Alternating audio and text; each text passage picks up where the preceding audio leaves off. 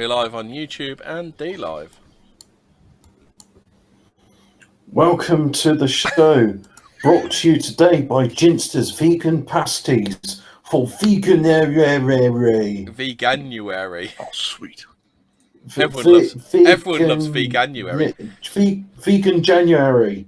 Sorry, no. You're not allowed to say. You're not allowed to say vegetarian anymore. Official vocab is plant-based, isn't it?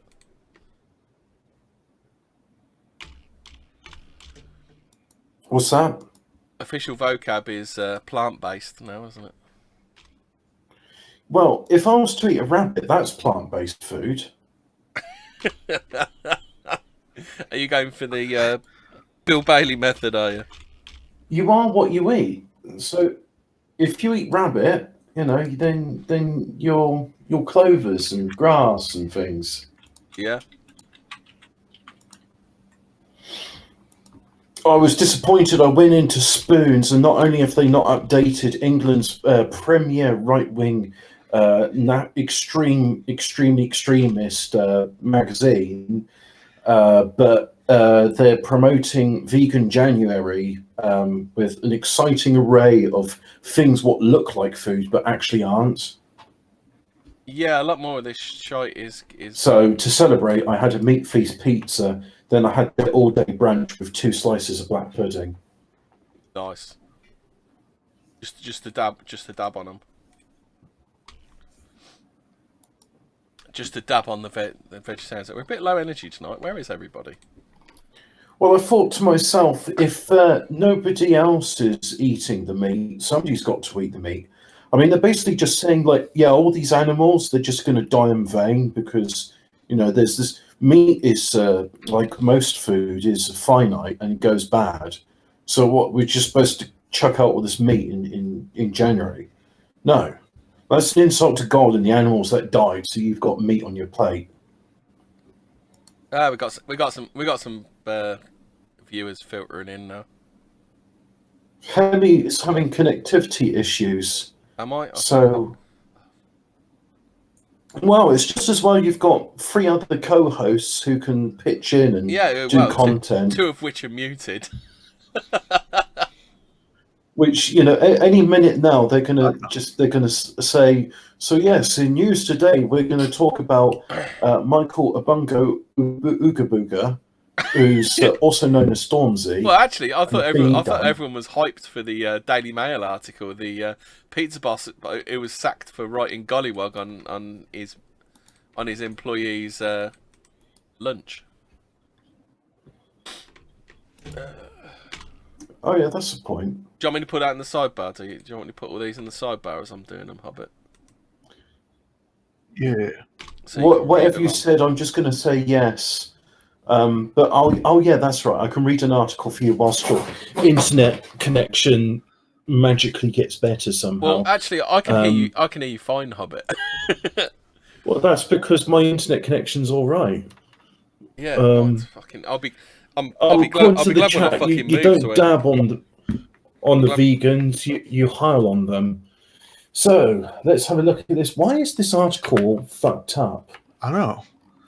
The pictures. F5. Does that fix it? The formatting. The formatting goes all odd, doesn't it? Let's try in another browser. Why is that all? That's all fucky. Do I have Internet Explorer? I do. There we go. Let's put on that.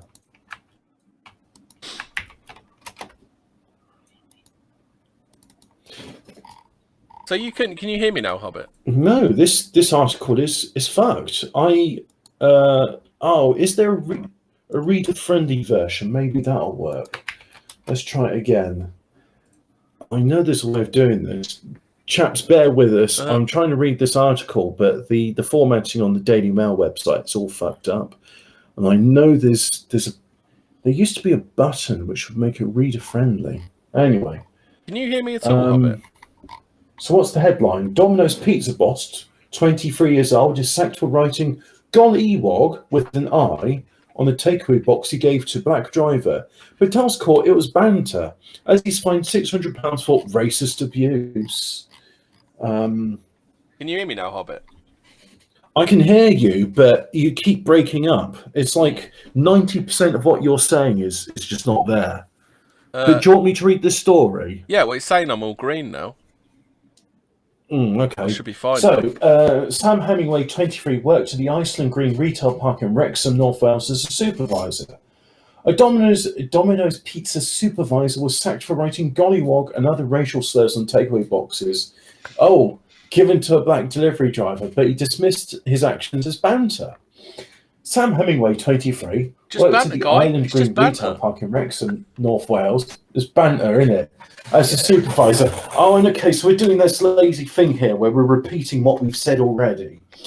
Delivery driver Nathaniel Ramsey was entitled to a free pizza as part of his job, but twice found offensive language written on the site. Yet citation needed. Who's offended by gollywog? I'm not offended by gollywog. As far as I'm aware, the word isn't legal. So yeah, you've gone quiet again. I'll carry on reading the story. Mr. Ramsey collected the pizza from Hemingway on February the 17th last year and discovered gollywog written in blue ink underneath the pizza and Toby on the side, referring to a name given to a slave in the 1970s drama Roots. I bet this next sentence is going to repeat the same thing again. On another occasion, Kunta Kinte was written on the order labelled on the Domino's box, a character from Roots. Mould Magistrates Court, yeah, there's a place in Wales called Mould, heard out Mr. Ramsey confronted Hemingway and asked him if he thought it was funny to be racist at work, to which Mr. Hemingway said, yes. Now run along, you lazy Sambo, there's customers waiting for their pizza.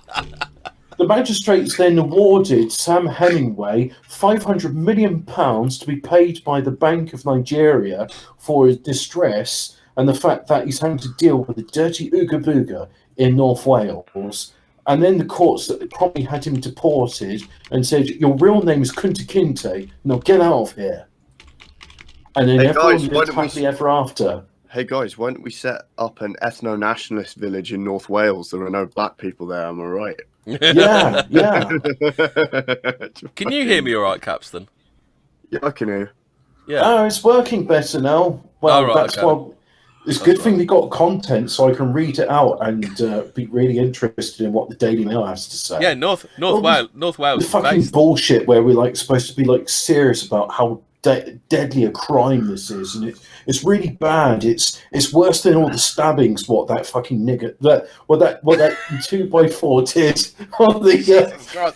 That was close. Hobbit. You know, it's just like is everything okay, Hobbit? Ooga Booga, give me a tip or I'll stab you up in it. Not only are they racist though, Dad, but they're also sexist. Down. You know, cheer up, mate. It could be worse. I woke up today and I went into Waitrose, which is an expensive shop, and I'm black in there. I can't hear anyone. I can hear you, Capstan. Oh, Capstan, I can hear you. Oh, fuck. I can hear you. Oh. This is serious boomer tech moments here. Oh, it's fucking nice. Yes, this is really as good as the other program we use, which also doesn't work. Are we going to go back? Hello. Are we going to go back to Discord? Right, okay. If you want to go back to Discord. Oh, right, and now my fucking internet has shit the bed yet again. I'm sure you lads can still hear me. Okay, so... Daily Mail. We're all back now. Are we all back now? Pretend. Yeah, I can hear you. We're all can you hear me? Yeah. I'm glad to see that the story's just as fucked up on your browser window as mine. But suffice to say, yeah, we're still doing this thing where we're pretending these stories of racial abuse are really serious and it's got to go to court and someone needs to be fined £600 for calling him a black bastard. And if you want white man's property, he didn't even do that. White man's stick. What did he do? He just called him a gollywog, didn't he? And Kunta Kinte. Yeah, here's your free pizza, Toby. Lazy Sambo. If you want white man's pizza, you get white man's racial slurs. If you want white man's pizza, you get white man's banter. Are we doing it then, are we? Hold on a sec. What's that? Fucking hell. Yeah, we're doing it. That is a permissible use of the drop system. Oh, fucking hell, I can't find it.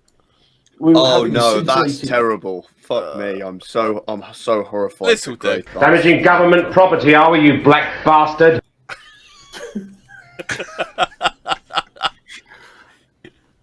Domino's, the Department of Domino's Oh, sorry. Here we go. This is it. Straight out the banana trees, eh? Well, you take it from me, Nignog. You go stealing white man's motor cars and you get white man's stick, right? Take it from me, Nignog. This pizza with Toby written on it. Oh, by the way, if you're just having a situation where you can order a delivery in the best country on earth, run along. Yeah. You've never done that. No. What you do is you collect the pizza, but you do the pizza in the name of Anne Frank. So when you get to the store, it says Anne Frank is in the oven. Yep. Oh. This is fucking beyond the cringe. Fucking hell. Anne Frank's in the oven. So You seen that like comic book where Anne Frank has a crush on Hitler and he gets pregnant with his baby? Pregnant Anna Mae Anne Frank. Yeah, that's the one. That was how the Atticast I'm ashamed started, to say that somewhere. Yeah. I'm ashamed to say that somewhere on Poll, I think I've seen that image. Yeah, it's funny. Right, next story is, which isn't fucking. I can feel him goose stepping in my womb. Jesus Christ. This is why censorship doesn't work. It's funny, isn't it? I run around. I run about on this point to anyone that will listen. Don't ban it because it will just become cool with the edgy young people. Because it will just in be 20 funnier. years. Yeah, No, it that's will the be thing. funnier. Then the edgy young people will take upon it and make it even funnier because they're edgy. And then in 20 years, it will become normal. It's the evolution of bants where it's like, oh, you're having too much fun. We got to censor that, and then the bants comes back and it's even more weaponized and even funnier. Yeah, like you have to come up with all these coy, cockney rhyming slang euphemisms for all the shit that you want to say because it's banned. And I'm just going to be like, and then it just gets more and more complicated to the point where Hobbit, I bet you can understand where I'm like, Hobbit, I was walking around this construction site today with a lot of heavy plant equipment. Fucking hell. And you know what I'm talking about. Yeah, that heavy, obsolete plant equipment is really fucking lazy, and it's always nicking other items. Yeah, I know, right? That Those JCBs, they just reach down and pick stuff up, don't they? And despite the plant equipment only comprising like 10% of the site, it counts for like 90% of the crimes on site. I don't know. There are probably Romanians on that site as well.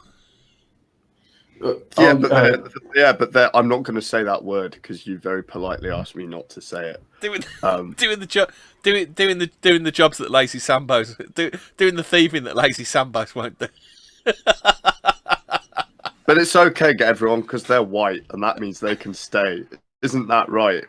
You know, all those Romanian gypsy. Well, Richard labourers. Spencer said they're just as good as us, and he's if Dickie right. Spencer said it, if Lord Dickie said it, if Melted Cheeseburger with soggy mushrooms said it, then it's got to be good. No, that's not an excuse for the thing.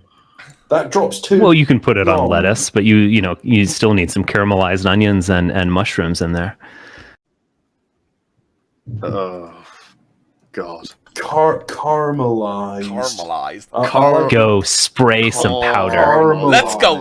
Let's go spray some powder, boys. Is he the gayest straight bloke you ever seen in your life?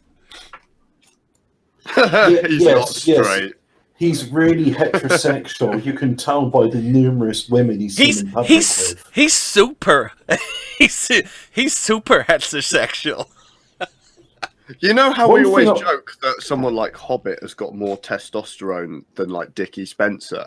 And I was actually looking at the other day on the Sunday before I had to burn a silly amount of time at work this week and will be doing tomorrow. Is that I actually looked up the correlation between autism and high testosterone, and there's a fucking positive correlation. So Hobbit is actually more manly than Richard fucking Spencer, which makes me laugh so fucking hard. We need to bring back the new right, and it's literally an autistic man playing Euro Truck Simulator, saying racial slurs on the internet. I'll have you know, right now I'm playing Warhammer 40,000 Gladius. Ooh. Yeah, I'm playing as Chaos Space Marines for a change. Are you fully activated, mate? Yeah, fully activated. Yeah.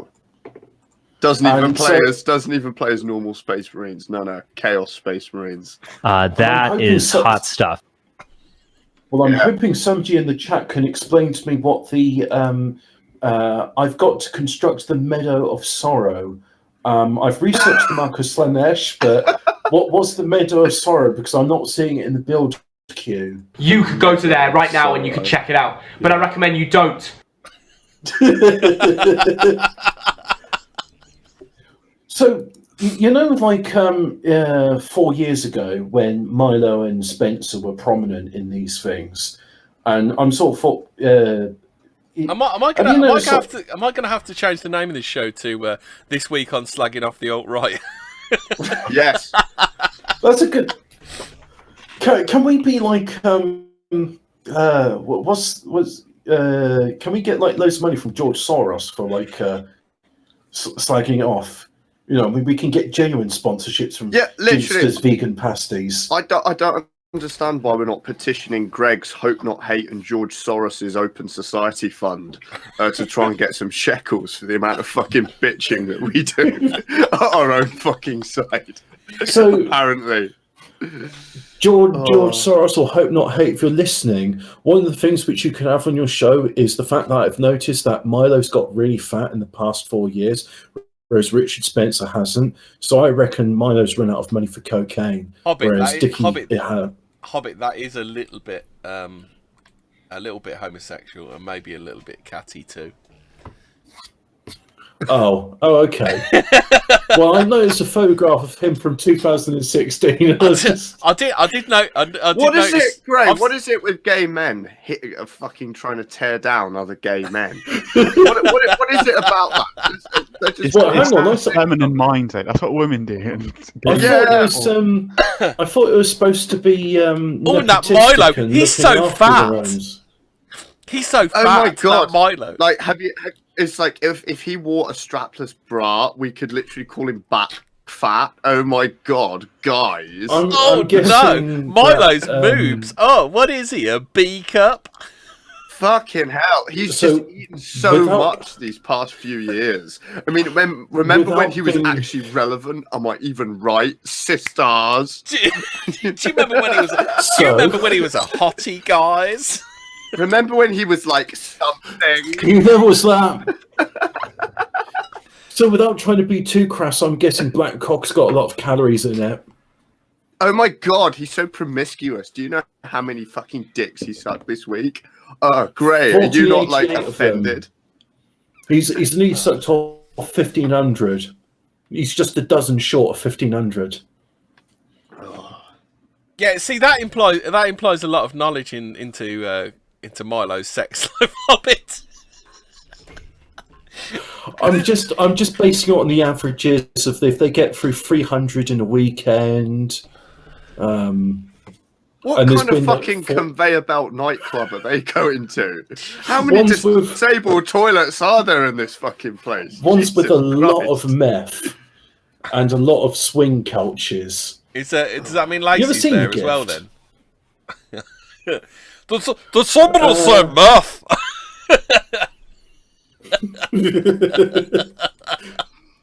Go on, Geralt, you talking to us? When's Milo gonna go on the meth then? Because I hear that's cheaper than cocaine. Yeah. We know somebody in the Paisley Escort Directory that knows about that. Don't you talk about Colin Robertson in such a manner in front of me. I know that he's a wonderful part of our movement. Yeah, shut the fuck up, plebs, because I've got more people on YouTube than you have, which means you should shut the fuck up. Yeah. I remember having a very sort of yeah, but Colin, I have a job. I remember having a very professional and conducive. There's a word beginning with C. What was it? That was it. Concise pre-show talk about the content we're going to do, and it just immediately I lost the plot. Yeah, did what we always do. If I can paraphrase Mike Tyson, everybody has a plan until Hobbit's autism kicks off.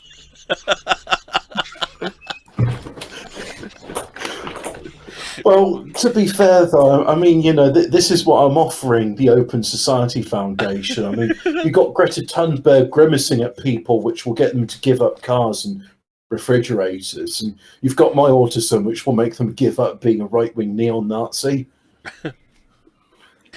Mad Rolf Stittler said Meadow of Sorrow, a.k.a. Hampstead Heath. Call back to something we said earlier. Oh, Meadow of Sorrow. Oh dear. So, are we going to do? This is quite a funny but weird story. In the Evening Standard, they've said that Dominic Cummings has called for assorted weirdos to apply for roles in Number 10, and apparently has attracted some of the UK's best-known magicians. Hobbit, why don't you go? They want assorted weirdos in Number 10. Why don't you go for it, mate? Oh yes, I really want to be around all of those spooks. Spooks. I see what you did there. Do you mean the spooks in London, or do you mean the other kind of spooks that hang around Number 10? Oh God, yeah. I mean, for a start, it means I'm going to be around in London, where it's spooky anyway. Yeah. And there's a lot, but then there's also the glow-in-the-dark spooks as well, and I don't want to be near those. I never knew this. Apparently, Yuri Geller, who claims to have psychic powers bestowed on him by aliens, says he's formally applied for a role inside Boris Johnson's administration. Imagine he's applied for a role inside Boris Johnson's imagination. Yeah, yeah. Can I be one of your personalities, Boris? Yes. We want to hire an unusual set of people with different skills and backgrounds to work in Downing Street. He wrote in the Post. Oh dear.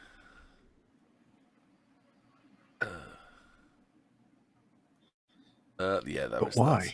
The rest of that's not that interesting. I don't know. There's just some. What's the next story we've got here? Do we want to know about the mum kicks friends wheelie bins over after being branded fat? This sounds like one for Hobbit's Hesketh voice. I was just going to say, is she channeling the spirit of Laura? Can you do a Brummy Laura Hesketh? No, but I can do something from Dudley. Can't do Dudley then. Can't then Hobbit. So shocking footage shows a raging mum karate kicking her friend's wheelie bins over. A citation needed. Is that anything like canal pushing? Is karate kicking your wheelie bins over anything like canal pushing? Well, there is a video with it, and it says watch the video, but I think we should do that afterwards. But she was called Womping on Facebook. Womping is this some sort of brummy term for healthy at any size? Womping must mean fat fucker, mustn't it? Yeah. So Natalie Brown, 32, was caught on camera booting there's a Laura involved. Laura Parry's front door and threatening her after she stormed round to her home. A court heard the pair had fallen out after Brown claimed she had been called Womping on Facebook, which is slang for fet. A video shows her repeatedly kicking Miss Parry's front door in Worcester. Oh, it's not from Brum, it's from Worcester. I'd like to say this article is brought to you by Damon Sign. Buy two and get a third 30% off. Shop now. I just thought I'd let people know that. That's in the middle of the story. Oh yeah, because you've got adverts on your version. Yeah. I don't do adverts because I'm a dangerous pirate what uses an ad blocker. So in Worcester on November the 22nd last year, before screaming, she Brummy or Worcester? I've got Dudley in my head, so I'll just do Dudley. Come out here, you. Come on here, you scabby cunt. The C word what asterisked out. Look at the state of your skin. I'm going to F asterisk up you. Oh, for folks, come on. Let's just use normal English. Just say I'm going to fuck you up, you bitch. I'm coming for you. No, but I'm coming for yow. It'll be I'm coming for yow. I'm coming for yows. The mum of two then walks away before Look running at her, back what a and beauty! launches What a beauty she is! Look at her there, look at her glory. Sharon. Sharon. The mum of two then walks away before running back and launches a karate style You kick won't get no at cup of two soup. wheelie bins. You won't get no cup of soup. Two wheelie bins which are knocked over. Wait, so are the wheelie bins knocked over prior to a karate style kicking them, or does the karate style kick cause them? Was it a karate style kick? This is the thing. I mean, journalists, they are such fucking shitheads these days. I mean, there used to be a time when you'd need some sort of qualification in the English language to be able to write this sort of dreck. But no, I think it's like political affiliations first, and then whether you're any good at it second. Yeah, that really seems to be optional these days, because it says the mum of two then walks away before running back and launches a karate-style kick at the two wheelie bins, which are knocked over. I mean, that to me implies the wheelie bin's already knocked over before she kicks them. I don't think even the editors bothered with this and just say, like, mate, I understand you're 24 and you've just got your master's degree in journalism, so let me just explain how the English fucking language works. Brown admitted using threatening, abusive and insulting words and criminal damage when she appeared at Worcester Magistrates Court. Emily Clue, she's a beauty, isn't she? Said, the two women have been friends, but their friendship became somewhat strained. Because that's how prosecutors talk. Oh, that Laura Parry, nice piercing right in the middle of her top lip. I'm looking at Natalie Brown. This is the one. Are we smash or pass on Natalie Brown, Hobbit? Natalie Brown, she looks like you've seen those pictures of Australopithecus with a protruding jawline. She's got that going on. You're avoiding the question, Hobbit. Smash or pass? Pass. Pass. Is that a hard pass? You know. How about after about 10 points, pint princess then, is she, Hobbit? I believe the term that someone used once is called slump buster. A slump buster. But there's more. Yeah, there's more in this article after some like related things. Miss why is Parry, we talking about sexual positions after the story. He's gone that's why. Well, lads, I think you're being too harsh. I mean, I don't think I'd say she was a 10-point princess. I think more like a 6 or 7 pointer. Yeah. You know, be fair. She's kept in shape-ish. Well, in order to do those karate style kicks, she's feisty. already knocked over wheelie bins. Yeah. Yeah. So there's more of this story underneath this thing about like a tire with a nail in it. This is the prosecutor. Miss Parry was asleep and woken up by a loud banging on her front door and shouting coming from Miss Brown. Miss Parry started to record what was happening on her phone. The court heard Brown kicked Miss Parry's door so hard, half of it was cracked. Which she kicked her back doors in then, did she? Yeah, she did. Here we go. So we got a defence as well. But Belinda Aris, defending, told the court the women fell out when Miss Parry's ex-partner started dating one of Brown's friends. She said, Miss Parry seems to have been taking exception to that. Miss Parry seems to have been taking exception to that. Yeah, okay, we'll go with that. Seems to have there have been some... Bean? Yeah, where did you get Bean from? She said Miss Parry seems to have taken exception to that. I like to pretend the story's even worsely written than what it is, because we're pretending I'm an excellent reader what doesn't insert words into the article which don't exist. It says, Miss Parry seems to have taken exception to that. There have been some name calling on Facebook. Miss Parry called my client a crackhead and also womping, which is another word for being overweight, which is worse than being racist. It's sexist. So Laura Parry then, is that a smash or a pass? That's a piercing. Nose and okay. I was just like, some people have moles and then they like paint them silver so they can pretend it's a piercing. But anyway, after I don't know. Is that an Oxford thing? Is that what the swamp monkeys in Oxford do? Laura Parry is more passable than her friend Natalie Brown, but the defence says she kicked the door in temper and except shouting she's going to get her and such like. Oh, I love her. And is there anything else in it? Oh yeah, here we go. Brown of Worcester was ordered to pay a total of £256 in compensation and court costs. I suppose that covers the cost of the door. Deputy District Judge Stephen Jonas says, "It was a nasty incident and completely unnecessary. It must have been very frightening for Miss Parry. It's been long since yeah, imagine my shock. It's been a long time since Brown, was last in trouble." The court heard Brown had 3 previous convictions for 7 offences. Good girl, nice girl. And that's it. Yeah, sort of girl you'd like to take home and see and meet mother, wouldn't it? And hide the silver cutlery from. I'm not saying she's sticky-fingered, but I'm saying she looks a bit like a Jippo. A Jippo. She's more like to kick fuck at you than fucking nick anything off you, though, isn't she? I think she's probably a bit more wholesome than that. You need to watch the video. Oh yeah, there's a video with this. Can you play it? See what happens. I don't know. My fucking internet's really crap tonight. I don't think it's going to play because it was odd. It was circling last time I looked at it. Oh no, it's ready. Yes, but I just watched it and she's a proper black belt. It's a proper black belt, is she? Right, hold on a sec. Let's try this, see if it works. Like Mr. Miyagi style. Wax on, wax off. Here we go. Here we go. Convict nationalism. Oh, the fucking... I muted the tab. I'll restart that. I'm coming for you! Gets a digger, so you look at the... I'm coming for you, I'm going to kick you out head in! The state of your skin. Good girl, look at that! Little slag, fucking good girl. Hurry on, you're going to nick now!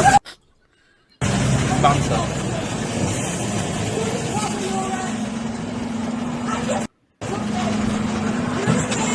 She's still chuntering on down the fucking street, isn't she? Oh. So there we go. The video proves they were standing up and she knocked them over with her kick. Karate kick. I think she slipped. I think what happened was she slipped. It was like John She Wick. slipped and she put her foot out to try and steady herself. Who's the journalist in this? Because I think the real crime here is the journalist's lack of grasp of the English language. I think the real crime here is quite frankly is eugenics. But either way,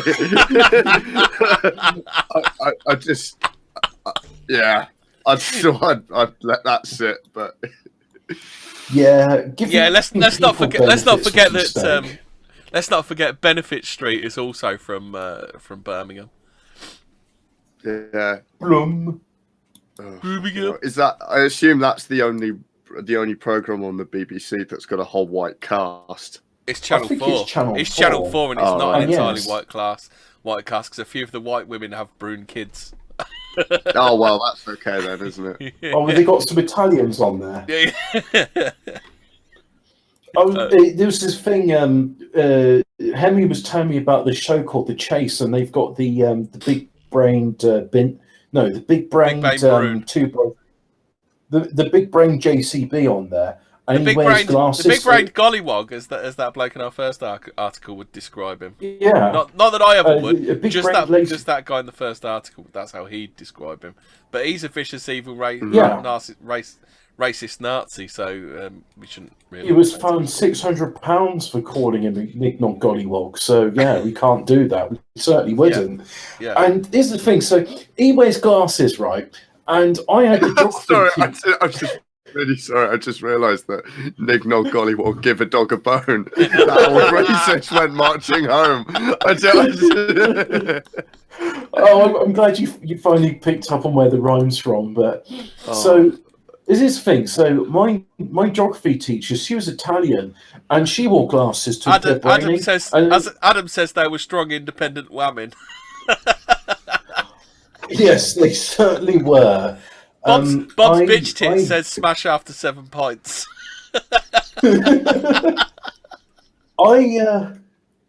So anyway, I was skiving off of school, and I saw her in the cafe, and she wasn't wearing glasses, and she was reading the paper. And my mate says, "Hey, look, that's the geography teacher, Miss Italian name. What I'm not going to repeat because I don't want to dox myself." Or your hobby. Yeah, exactly. And Miss Mussolini, Miss Condolini. Miss Tagliatelle. So she was wearing.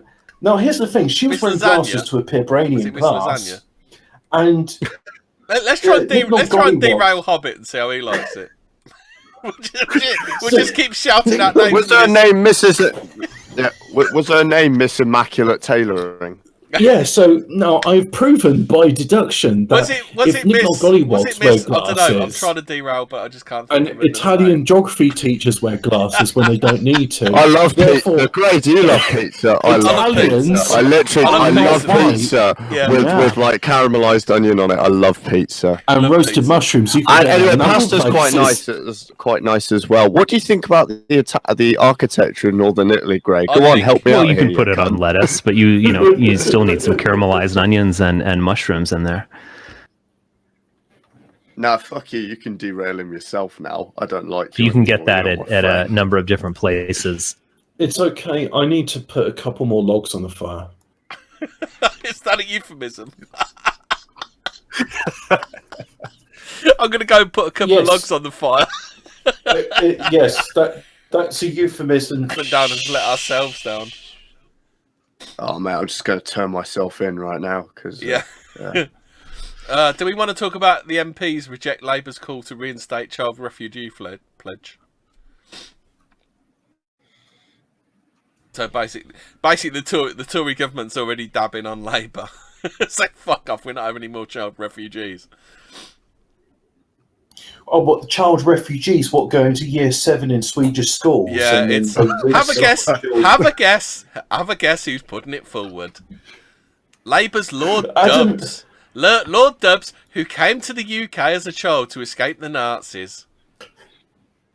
What does that tell us about Lord Dubs? That he's misunderstood. And, he's definitely not ugly or fat. Shlomo is a friend of mine. And you're bragging this? Or he's got a genetic predisposition to contracting Tay-Sachs disease. Adam in the chat says Hobbit's getting derailed harder than trains in the Paddington rail crash. Fucking hell. Jesus, that's a hell of a reference for a Zoomer, isn't it? I'm aware of this stuff, and I like trains. Oh, we've got some hot off the press, red hot news from Dissident Thoughts. Hot off the press, a roof has collapsed in Slough via Facebook. Oh no! Were any black, Asian, minority ethnics affected? I doubt it. I hope not. Because we do. No, because they're the ones. Well, if Grenfell Tower taught me anything, it's that when they die, it's really, really sad. Yeah. And it's definitely not something you'd laugh about or do a bonfire night celebration about. It's very sad. I'm so sad by this. Can we have like a moment of silence to... We had an Asian family in front of us. Yeah. We had a bunch of black lads. We had loads of Jewish fans. So that's why we're having a moment of silence, because Hemi was concentrating on finding the drop.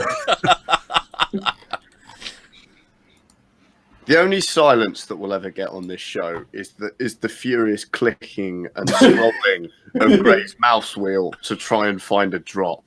Doesn't matter, black, white, Asian. You're English. Yeah. We love you. Yeah.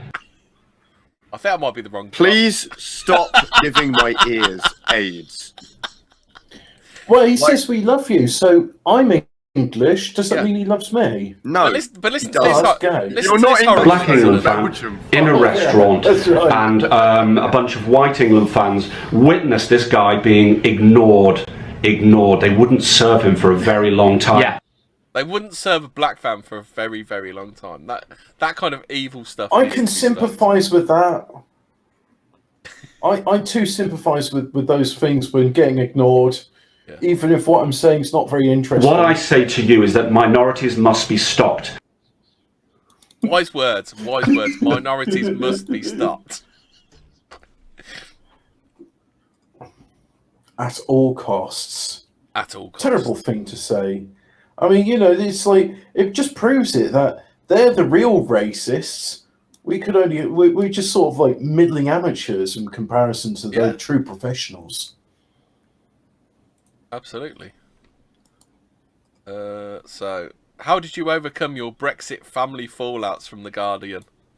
Do we want to do that one? Oh, we had to fight to the death, and the survivors are the ones that vote Brexit. I don't talk to them anymore.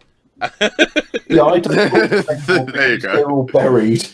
Let's hear what The Guardian has to say about Christmas. I assume they're talking about Christmas. Right. I know they're talking about the referendum Christmas, result. I voted to leave, and the just... very next 5 years later, I voted to leave again. This year, I'll vote to leave again, and it won't make a blind bit of difference. Well, how many votes have these people got to lose? They got panned in the referendum. They got panned in the European elections. They got panned in the general election. They still want the people's fucking vote on it. Yeah, best 4 out of 7, I think. I thought it was going to be best 2 out of 3. It's going to be a best 4 out of 7. I've come to some Meghan news. Do we want to discuss the Meghan thing quickly? What, is she chimping out? Did she kick over a wheelie bin in an aggressive manner? No, but she should have. Did they find that she couldn't get Popeye's chicken sandwiches in Buckingham Palace, so she's left? Something like that. Did Burger King put sugar in her coffee? Well, here's a quote from Meghan. Frog Mella came up to me the other day and said, "Why haven't I got a brand system?"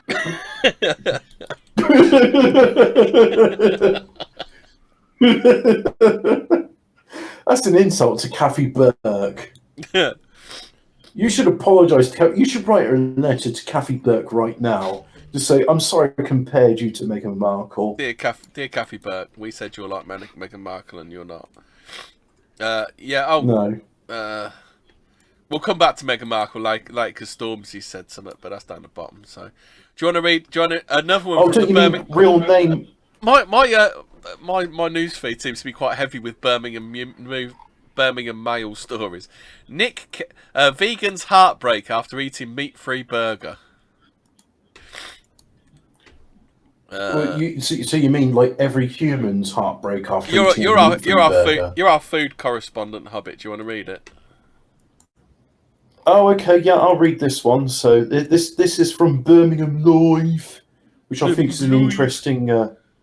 That's an interesting title for. Bought a cup of soup and it weren't vegan. Well, it's. Oh, look at the look on her face. That's the look in deprived beef. Is it her or is it his face? It looks like a lesbian. It's a Harry Potter fan as well. I was just going to say Nick Kent. Based on the haircut and the square. I'm going to say, based on the haircut and the square jaw, it's probably a woman. I mean, that's the problem these days. That's what a modern woman looks like. Nick Kent, 27, was heartbroken to find out a KFC vegan burger was actually chicken. How does she know? If she's a vegan, she shouldn't be able to tell the difference. So, in classic Birmingham Live fashion, we're going to repeat the same thing what the caption says in the first sentence. A vegan was... My joke quick. How do you know if someone's vegan? Don't worry, they'll tell you. Yeah. It's like when how many vegans does it take to change? Oh God, sorry. I was going to say, how many vegans does it take to change a light bulb? How many vegan? None, because vegan light bulbs don't exist yet, and it's a terrible oppression. So, Nick Kent, how many vegans does it take to go through six bog rolls? Not many. But Nick Kent, 27. I remember he used to say about that one at your work. He used to fucking all the time, didn't he? Oh, yeah. He's still doing that. Yeah. So, Nick Kent, 27, who has been vegan for 5 years, was visiting the fast food restaurant in Clifton, Nottingham, with her sister on Sunday when she ordered the new meat-free burger. Yeah, it's a piece of cardboard in between two buns. Her sister, who asked to remain anonymous because, and I quote, "Oh God, she's kicking up again. No, leave me out of this. I don't want to." How fucking embarrassing! Yeah. Every time we go out for something to eat, this happens. Is that the quote from the sister? Is it? Yeah, pretty much. Her sister remained anonymous. She chose chicken. If you know who your sister is. I always wonder that, because sometimes you get people who are anonymous, who the husband wants to remain anonymous, but they show the wife's face. I don't get shit like that. It don't make any sense to me. So Annie Mouse, she had a chicken fillet burger with cheese. And however, I bet she got whinged at throughout the entire fucking meal for eating a burger with meat in it, didn't she? Probably. However, when Ms. Kent arrived home, she opened the vegan burger box, took a bite and swallowed, only to find what she'd just eaten was chicken and cheese. She's a swallower then. So all the 5 years of all her vegan powers have now just been lost in that one act. So, it's all for naught. All of it's just gone. It's like an alcoholic. They have one drop of alcohol and that's it. They've got to keep on the sauce for the rest of their life. They can't go back to being alcohol-free. She's off the vegan wagon. Yeah, she's relapsed and all that meat-free Alcoholics Anonymous, but meat. Anyway, do you get special powers from veganism then, do you? Yeah, you get special powers from one of the most common superpowers you get from it is being able to whinge incessantly and get featured in news stories like this. So, to quote Miss Kent, I felt sick, she told Nottinghamshire Live. I was heartbroken. It's been a long time since I first became a vegan, and that's why I'm so healthy. I went to brush my teeth after. Is that how vegans talk, is it? Miss Kent then explained that she was too tired to carry on the interview because the act of chewing and swallowing some actual real food for once had caused her to feel quite sleepy. Miss Kent explained the box was labelled a zero chicken burger, so it contained beef and bacon, which then states on the side, finger-licking vegan, until you add non-vegan stuff, obviously. Oh, it actually says that on the box, all right. She said she had taken a bite without thinking, putting her trust in KFC to put the correct burger in the box. She's trusting Bacon Sarnies to put the right fucking burger in a bun. What? For all you know, it could be some obsolete farm equipment done it for her. What set you off, Scooby? Some lazy Sambo. Just in KFC. That's a fucking weird thing to say. He's gone. Some lazy Sambo fresh off the boat going, Ooga booga, I am more English than Hobbities. Here you go, here's your vegan chicken burger. So to be fair, he's just as English as you are. So she says, the Wog starter Calais. Hang on, no, wait, this isn't Sambo that's talking, this is Ms. Kent. Yeah. When you are so hungry and do not chew. Well, I'm always like that because it's only calories. She added, I waited a long time for it, so I was hungry and I just wanted to enjoy it. And then when I tasted how good it was, I realised I'm enjoying this too much. So what she actually... So is that what she's actually... Oh, she didn't actually say that. Yeah, she said I waited a long time for it, so I was hungry and I just wanted to enjoy it. Luckily, it was not a big bite. I've been vegan for 5 years, so I know damn well that was not just any plant-based stuff. Citation needed, lady. Chickens eat plants, therefore it is plant-based. Yeah, there you go. Get the fuck over it, bitch. I could feel all the skin going down my throat. No, you had a chicken fillet burger. It doesn't have skin on it. My sister picked up the burger and checked for me. I should have checked, but really I should not have to. I'm not a militant vegan, but yet I've appealed to Birmingham Live to cover my story, and I'm going to whinge incessantly until KFC burns to the ground. But then she says, I was so grateful that KFC was trying to do something, a place that me and my family could go. I just feel disappointed. KFC do not care about vegans or about animal welfare. It's just about money. Well, she actually said something truthful. I agree with her. Her sister's order from the restaurant in Clifton Lane was correct. Well, this reminds me of that. Did you see that story last year where this woman has a fucking massively severe peanut allergy? I mean, so severe that the woman had a little tiny bit of peanut in her fucking airline food and it put her in a wheelchair. And she actually trusted some fucking muppet on an airline to give her a non-peanut fucking food. Isn't this a bit of a you problem if you trust fucking retards to do this? Yeah.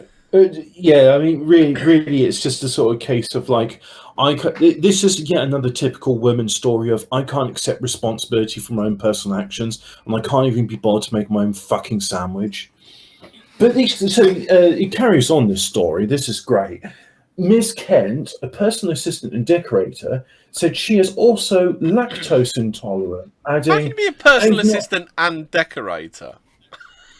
Well, because she doesn't do either of those things. So when the journalist says, "Have you done any jobs in the past 5 years?" Well, I painted my sister's nursery. She had children.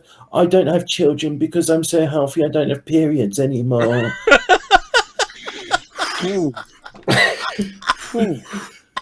So she carries on. That's pretty spicy. Yeah, like her chicken cheeseburger.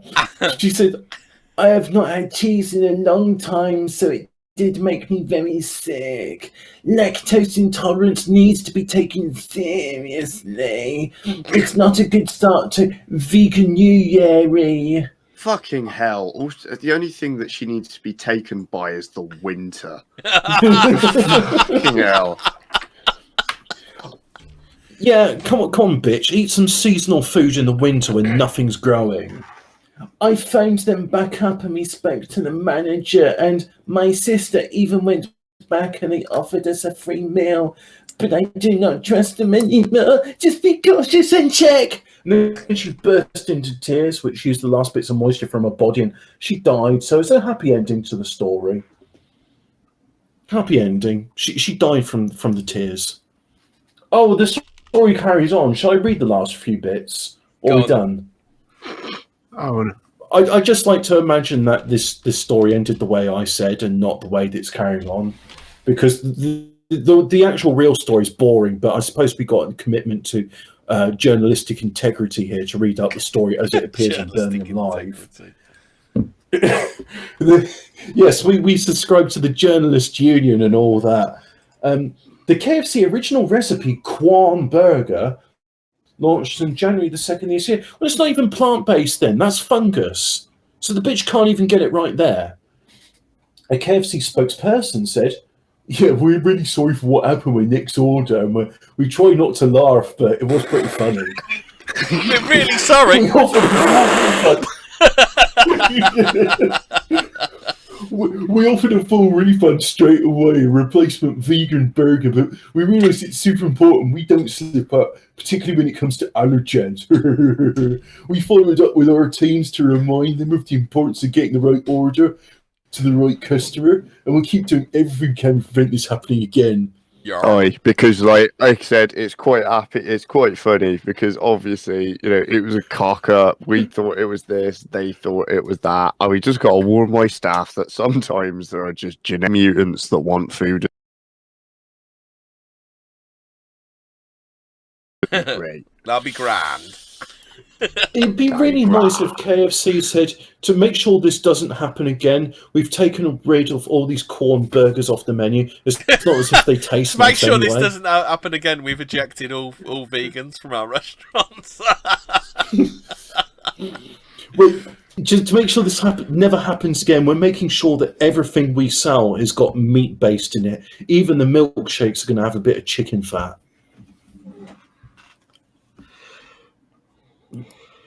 Oh wait, milkshakes are made of milk. Yeah.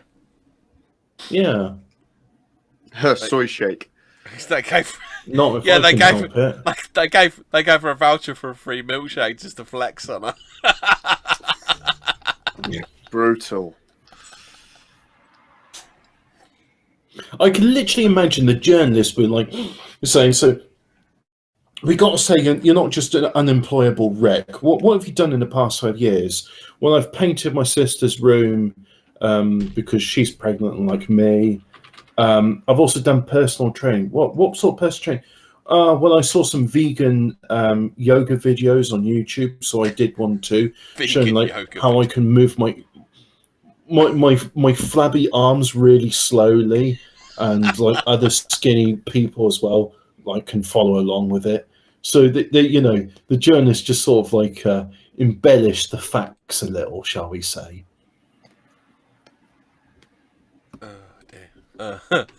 Yeah, just a quick story. Yeah, it's like don't really want to spend too much on it, but the FA are set for showdown with government over betting firms and FA Cup streaming deal. So basically, betting firm 365 are offering people free access to watch the FA Cup thing. I just wanted to say, like, here's a con that somebody I can't remember who told me about it, but a bit of a con that someone put me onto is you've got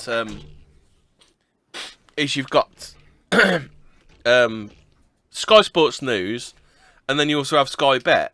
So Sky News can create a transfer rumour out of thin air, and then people will bet on it on Sky Bet. So it's just it's fucking completely wrong, isn't it?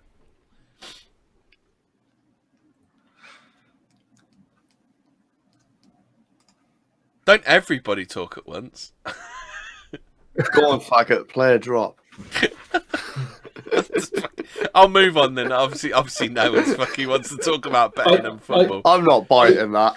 I had to mute because I was burning the coal. Let's talk about this. By the way, Nick and Croak will know the name of this actor. Who's the actor in Goodfellas? And he gets shot in The Joker. I can't remember his name, and I kept thinking like Robbie Coltrane. Robert De Niro. Well, I'm sure he's on Taggart. Robert De Niro. No, the one that was in Taggart was Robbie Coltrane. Oh, you're saying it's Robert Robbie De Niro. Coltrane. Robbie Coltrane was in Cracker, not Taggart. Oh, who was the one that was in Taggart? Was it Summit McManus? I think, wasn't it? No, you mean the original? Yeah, there's been a. You mean the original Taggart? Because he died, didn't he? And then then it limped on, didn't it? There's been a murder. There's been a murder. Murder. Aye, it's a chipping, pal.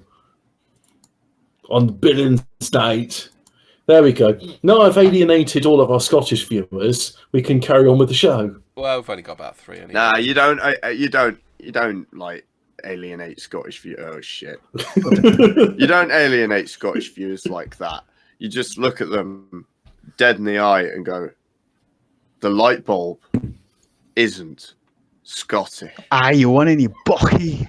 That as well. Bully Bucky. Which happens to be from Bucky. Which happens to be from Devon, and the Cistercian monks, what did found the Abbey of Buckfast, are actually French. So there you go. Well, we actually not Scottish. They came from Lancashire. If anyone had listened to Cyborg's excellent channel last night, we were talking about Bucky, and apparently Bucky is now the thing for the Scottish hipsters. The tramps aren't allowed. Have you ever drunk Bucky? Oh God! I did about 20 odd years ago. Yeah, I quite enjoyed Bucky, but I felt like a fight afterwards. Yeah. That's sort of the point, it seems. I know. And I only had a glass of it. I didn't drink the entire bottle. But, Neck Croak's taking the piss out of you, Hobbit. He said, I forgot De Niro was in Taggart.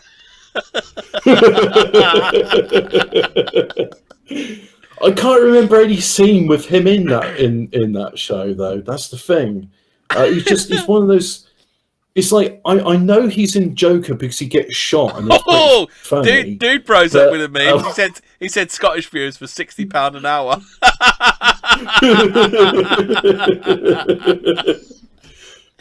Oh, can I just say to the sheep botherers north of Hadrian's Wall, I drink single malt Scotch with iron brew. So yeah, there you go. I'm not even Scottish, and I'm offended. God. Sandwich Bar has got a good one. He said, "Sandwich Bar says buck fast gets you fuck fast." That is true. I can confirm. Oh dear, I feel like I've got some buck fast flashbacks. Adam says, whenever a Scot says anything, just laugh in the Battle of Culloden. There was a place not far from me called Cadogan as well, which was another battle they lost. To be fair, they keep saying they won the country back, but they lost it fair and square, though, didn't they? Hmm. Okay, yeah. Anyway, gentlemen, in all seriousness, asks, what the fuck is Taggart? So I'm gonna. No, it's fine. Nah, I'm gonna fuck off now because I've got to go to bed. Anyway, take it easy, boys. Bob's Bitch Tits. Taggart was one of those Scottish crime procedural dramas where this fat guy called Robbie Coltrane. Fat. Yes, he was. He was really fat. Robbie Coltrane was so fat that's why he died early, like in his 50s. Dude, bro said yank nonce shirt lifters detective. But Taggart is just one of those crime procedural dramas where a Scotsman would go, "There's been a murder." And no, you got to roll the R. It's a murder. It was a murder, wasn't it?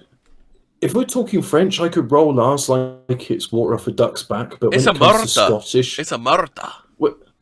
You see, when it comes to Scottish, and they'd be like, "No, it's not called a lake; it's a loch," and I'm just like, "Yeah, it's a lake, Lake Ness."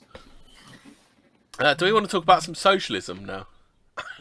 Oh yes, my favourite subject. In the side chat, Derek Hatton. Do you remember Derek Hatton, Hobbit, or are you too young to remember Derek Hatton? Why does that name ring a bell? Tell me who he is. He was chucked. He used to basically, I think they used to run Liverpool Council like a fucking like they owned it. Derek Hatton got chucked out because he was militant. He was militant Labour, so he's like a militant socialist. Oh, I see. So it it was like Momentum for the old days, only they were like hardcore socialists. Well, I mean, he's probably true here. The headline says it wasn't Labour's socialist policies that lost the vote; it was Brexit. And yeah, he's right. To be fair, nationalise everything was a little bit insane, wasn't it? Yeah, I mean, I'm not particularly sure I want to nationalise the diggers and the bin lids or the bacon sarnies. You fucker! Shots fired from Derek Hatton.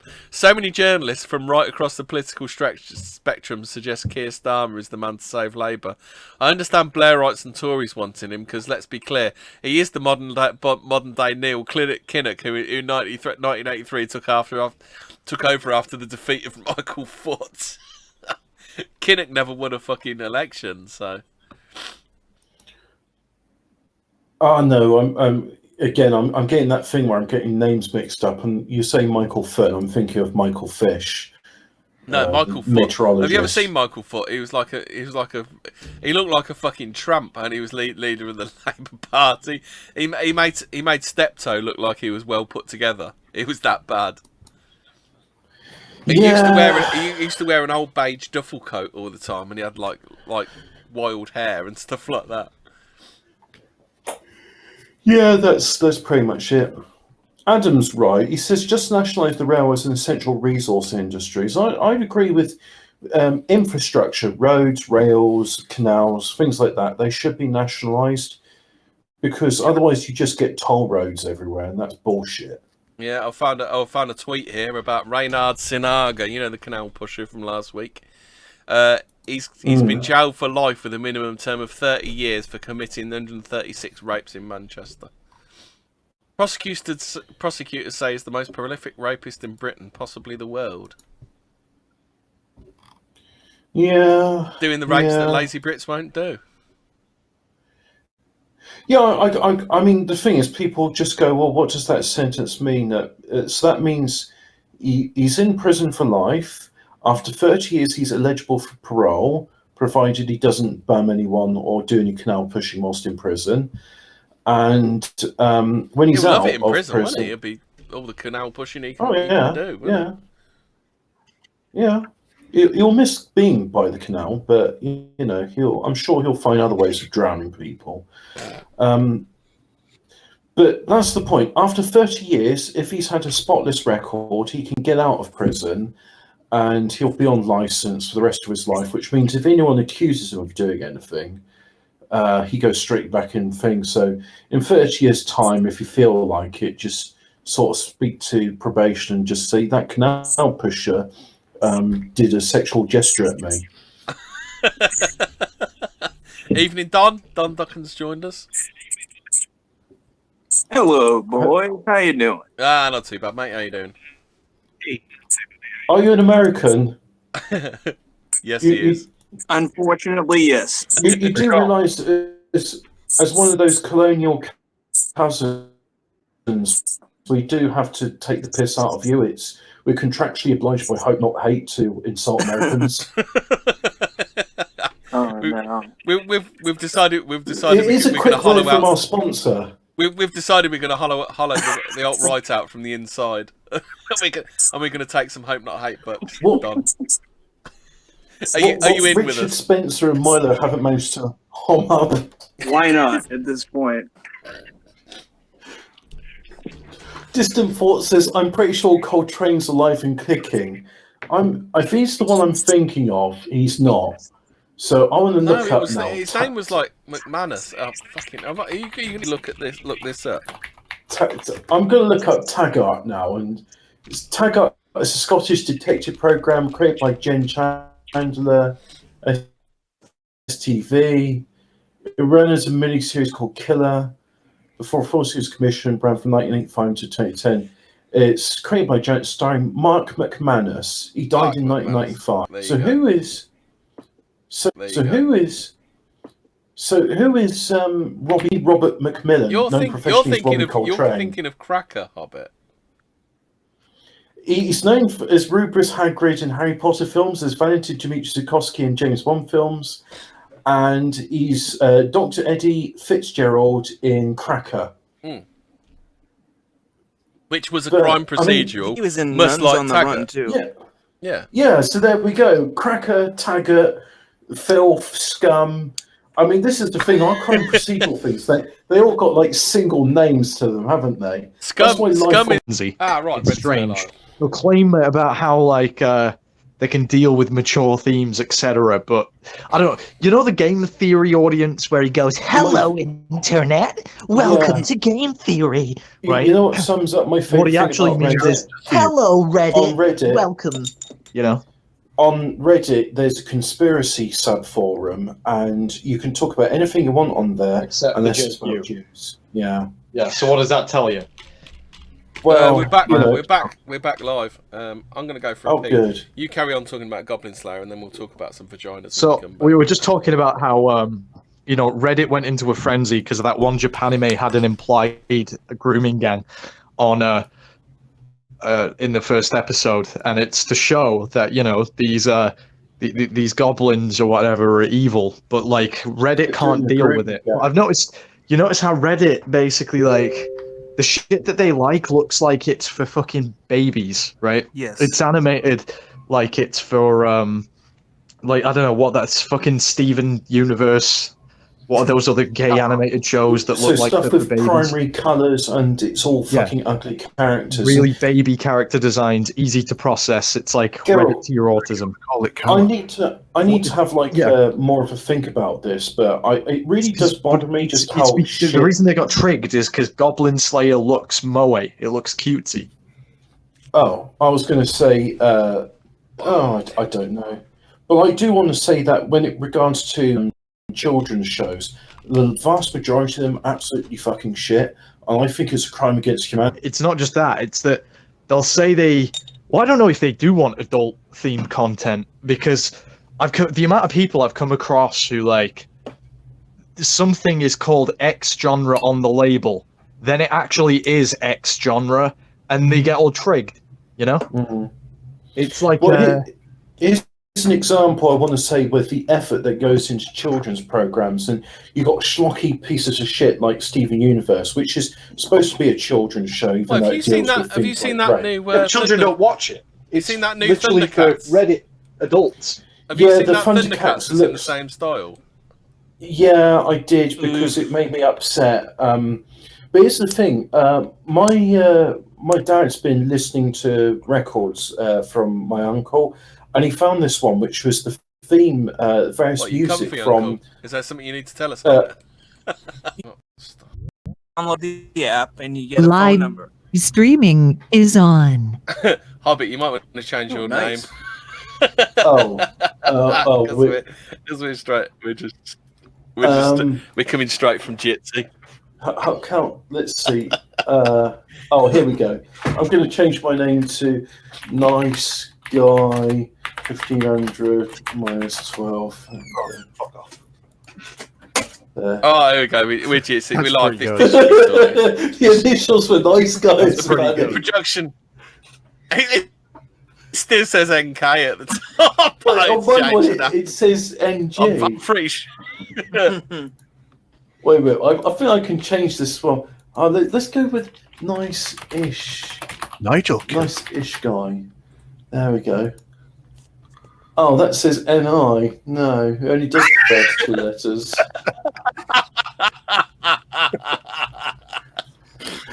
Oh dear, so we should be fine now. We're doing it straight through Jitsi. Great. Jesus. Great. I'll be so glad. I should be so glad when I fucking move. Hey, look, it's there. People can see it. It says nice-ish guy 1500 minus 12. Hello. Right, so are we still streaming or not? Yeah, we're still streaming. It's still on the same Right, thing. we're streaming. We are streaming now. We should be fine. Okay. What was I going to say? Sorted Yeah, now. but there's a lot of like fucking idiots who I was talking about like genre stuff where something will do what it says on the label and they'll complain. So like they'll be like, oh, this scary story actually scared me.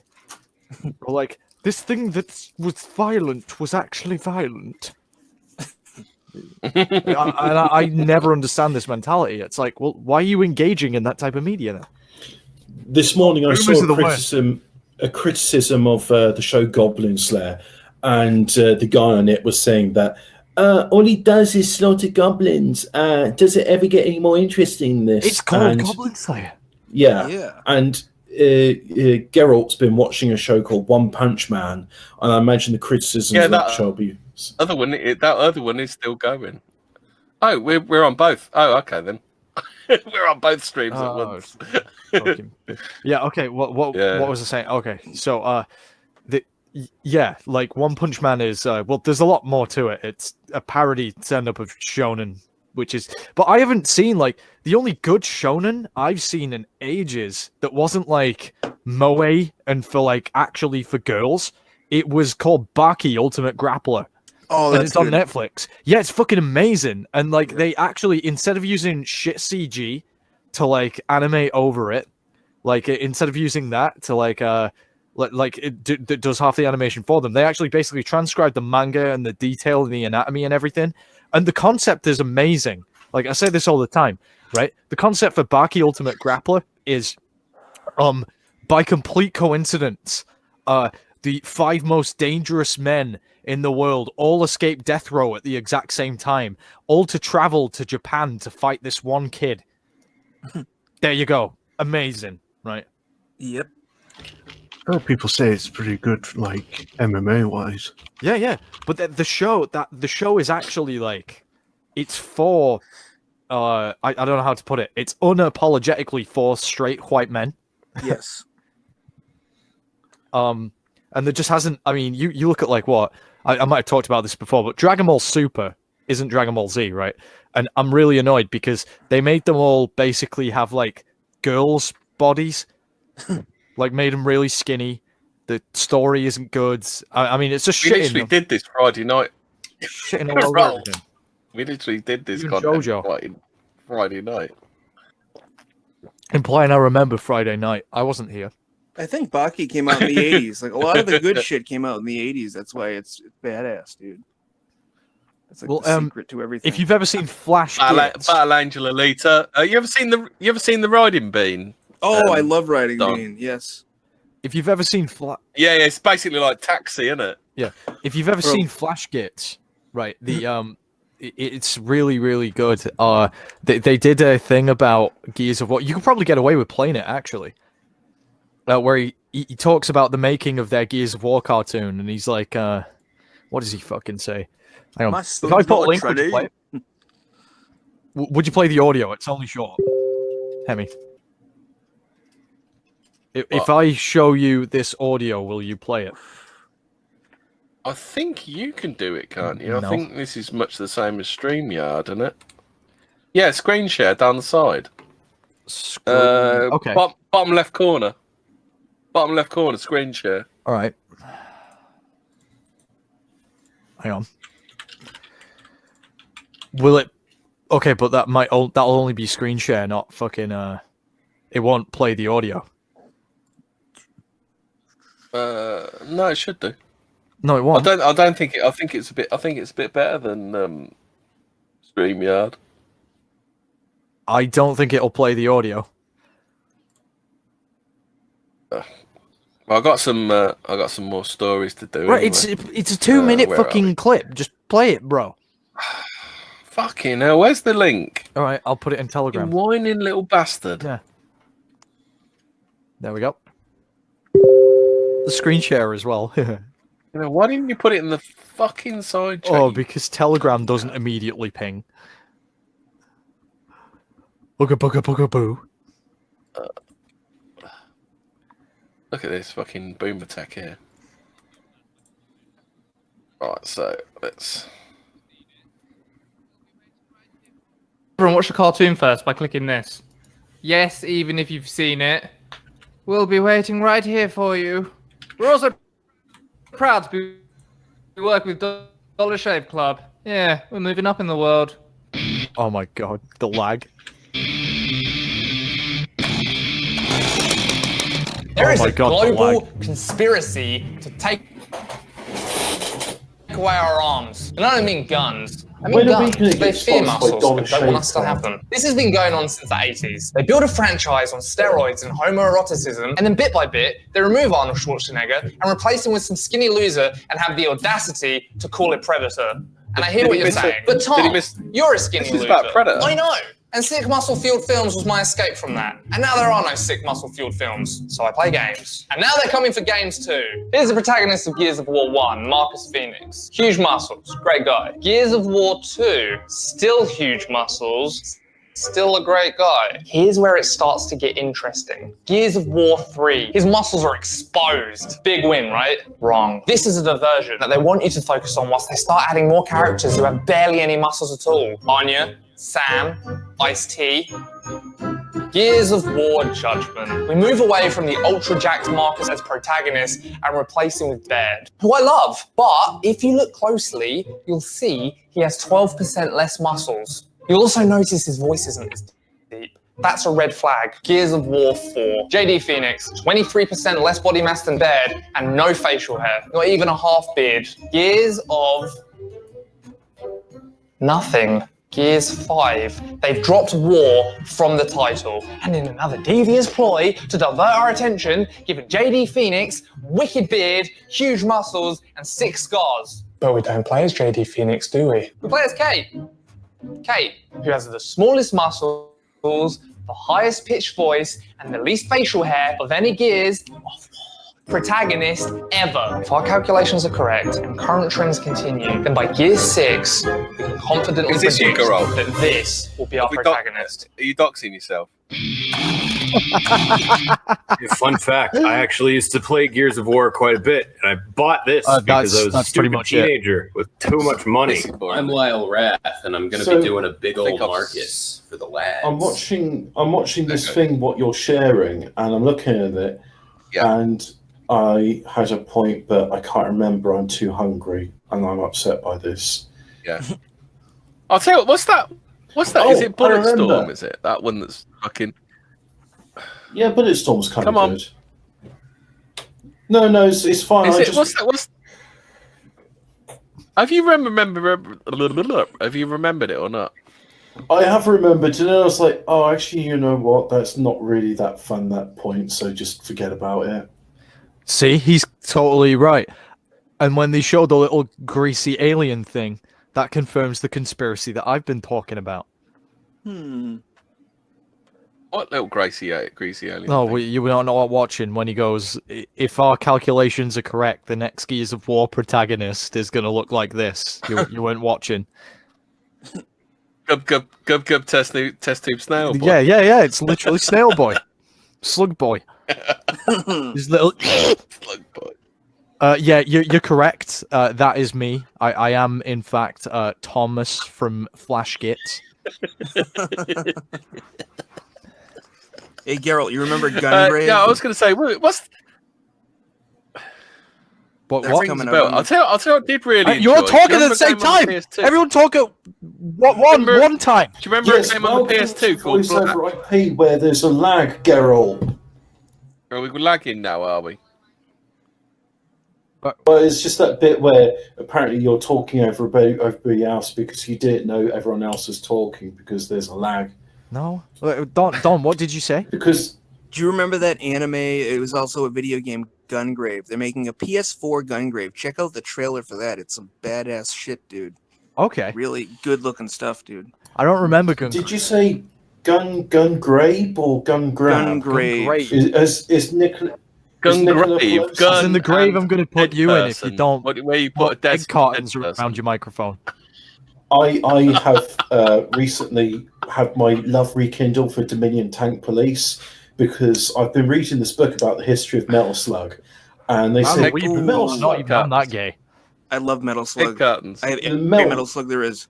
Yeah, and I've got the book, the official SNK Ultimate History Guide, and it's like here's the Dominion Tank Police tank called the Bonaparte tank, and here's the Metal Slug Super Vehicle 001. It's like, yeah, it's the same tank. And I thought to myself, that was a good anime. Maybe I should start watching it. So I've started playing Metal Slug again to remind myself, like, yeah, this game is really good. Have you noticed that even, like, anime characters, like, the girls were drawn more attractive, like, years back? Yes. Like, they literally look like really, really uncomfortably young now. And like, never used to. Look at Motoko from Ghost in the Shell. To go back to games for a second. Does anybody remember a game called Black by EA that was on the PS2? Shooter, good game. Yeah, that was a really good first-person shooter, wasn't it? That was great. I'm just saying, like, fight. Why the hell did they never do a sequel to it? I don't know. Didn't sell well. EA. And it's EA, yeah. Well, even like Final Fantasy waifus used to be drawn more attractive than like the ones you see now, where they're all identikit. You know, it's something changed. Something changed, right? Yeah, they're like a they're a carpenter's dream, flat as a board and easy to nail. Most of these broads in the anime. Yeah, but it's like they all. Well, have you ever heard that theory as to why? Have you ever heard that theory as to why supermodels are so flat-chested and ugly? It's because like most of the people like designing for them and photographing them are men. Yeah, they're puffs. So basically, they want them to look like little boys. Facts. Yeah. No, don't say men. Poofs. Well, no, don't get me wrong. Like, I love a slim. I love a slim bird. I love a thick bird. But it's not just that; it's the whole aesthetics of how they draw them. Okay. I think AD Tank Police was also animated by the same guys who did the Ghost in the Shell manga. If you ever seen that, it's insane. Right. Well, in that case, that explains why I like it because Ghost in the Shell is brilliant. I watched Ghost in the Shell the other day, the standalone complex movie. I mentioned this on a different stream, but like it was a stream that got taken down, I think. But yeah, I couldn't get into it originally when I tried to watch it when I was like 15 because like, what the fuck? This isn't wrestling with superpowers. And then, as I got older and as I got smarter, I really, really appreciated it. And I was like, this is a fucking badass show, really well animated, really well designed. And it came out in like 2002. It's really fucking cool. Really. The Matrix ripped that off to do The Matrix. Actually, that was like one of their influences. Did you though? Because where was the VR? Ghost in the Shell isn't Ghost in the Shell isn't a world where everyone. It's not a post-apocalyptic world where everyone's in a pod and experiencing a virtual reality. Yeah. So how did they rip it off exactly? Some of the aesthetic and the concept. I heard they ripped off the Invisibles, didn't they? They had the by that logic, had the Invisibles. Okay, but by they had the Invisibles by Grant Morrison on set the whole of the time, and that's why the second and third was shit because they stopped using the Invisibles as their basis. What? With what? The Invisibles by Grant Morrison. Who? Was what they used for Matrix? No, the storyline they ripped out. By that logic, you could say Ghost in the Shell ripped, but they don't have the monopoly on cyberpunk. It's a genre. So the manga came way before fucking Matrix. I think the manga was from like the 80s. Yeah, okay. Yeah, but you could then also say that the manga ripped off a lot of other cyberpunk science fiction. Yes. But it's not a rip-off. You take inspiration. There wasn't really a lot. I mean, what did you have? I mean, you only had Blade Runner. You didn't really have anything else. Alex Jones mentioned you Blade had Runner's fiction. the only real cyber. No, you had fiction. Shut up, Hobbit. You had. All right, fiction. fine. Fuck you then. Bye. Oh, sweet. Right. You had fiction that wasn't in animated or visual medium form way before. Yes. Yeah, but what I'm saying is the only visual cue was Blade Runner, wasn't it? Yeah. That's where like 90% of like animated stuff looks like Blade Runner, really, doesn't but it? you could talk about like the Cyberpunk 2077 board game. You could talk about Neuromancer. You could talk about like various like science fiction, like Huddle and Allison, and you could talk about a lot stuff. Yeah.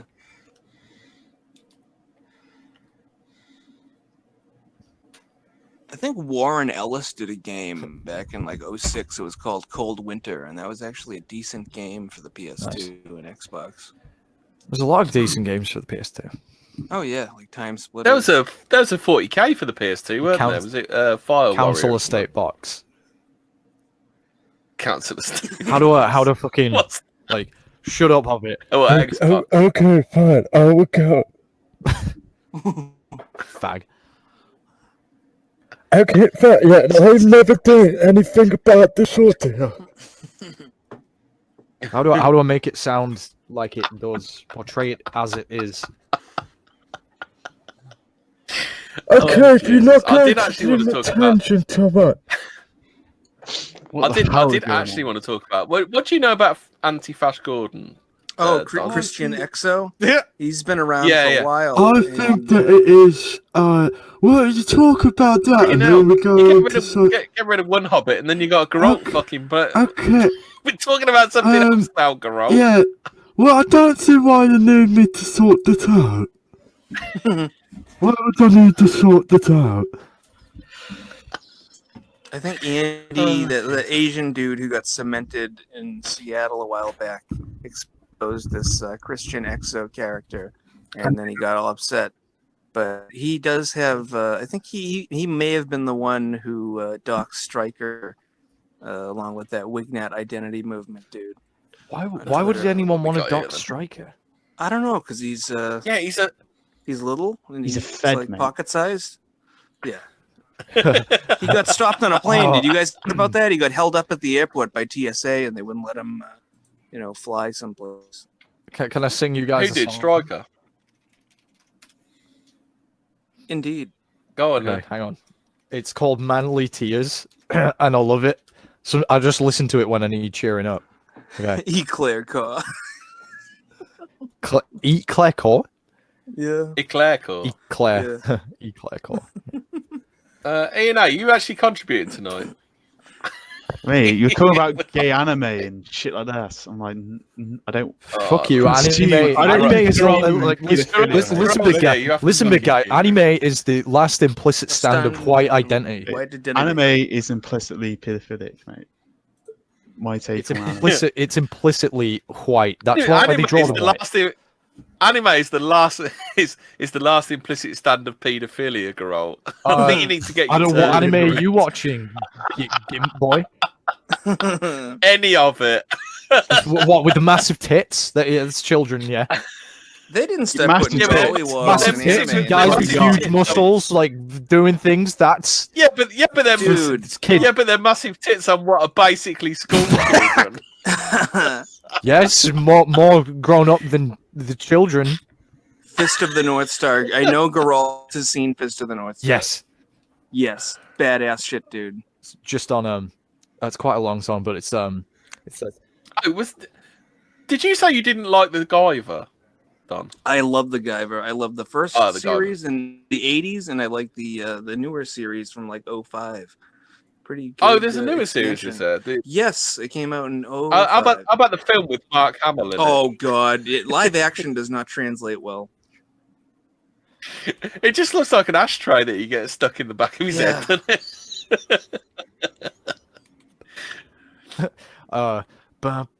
So it's melody the God, no reason, little short but God, no reason to live, teeny tiny twerp, wrapped in shorthand, shorter than a smurf, a midget minivan. He's a little boy with itty tiny farts. He puts a bunch of dicks up inside of his butt. He's always tweeting all them itty bitty lies, sucking all them dicks of big black sweaty guys. Oh, I don't want no short midget.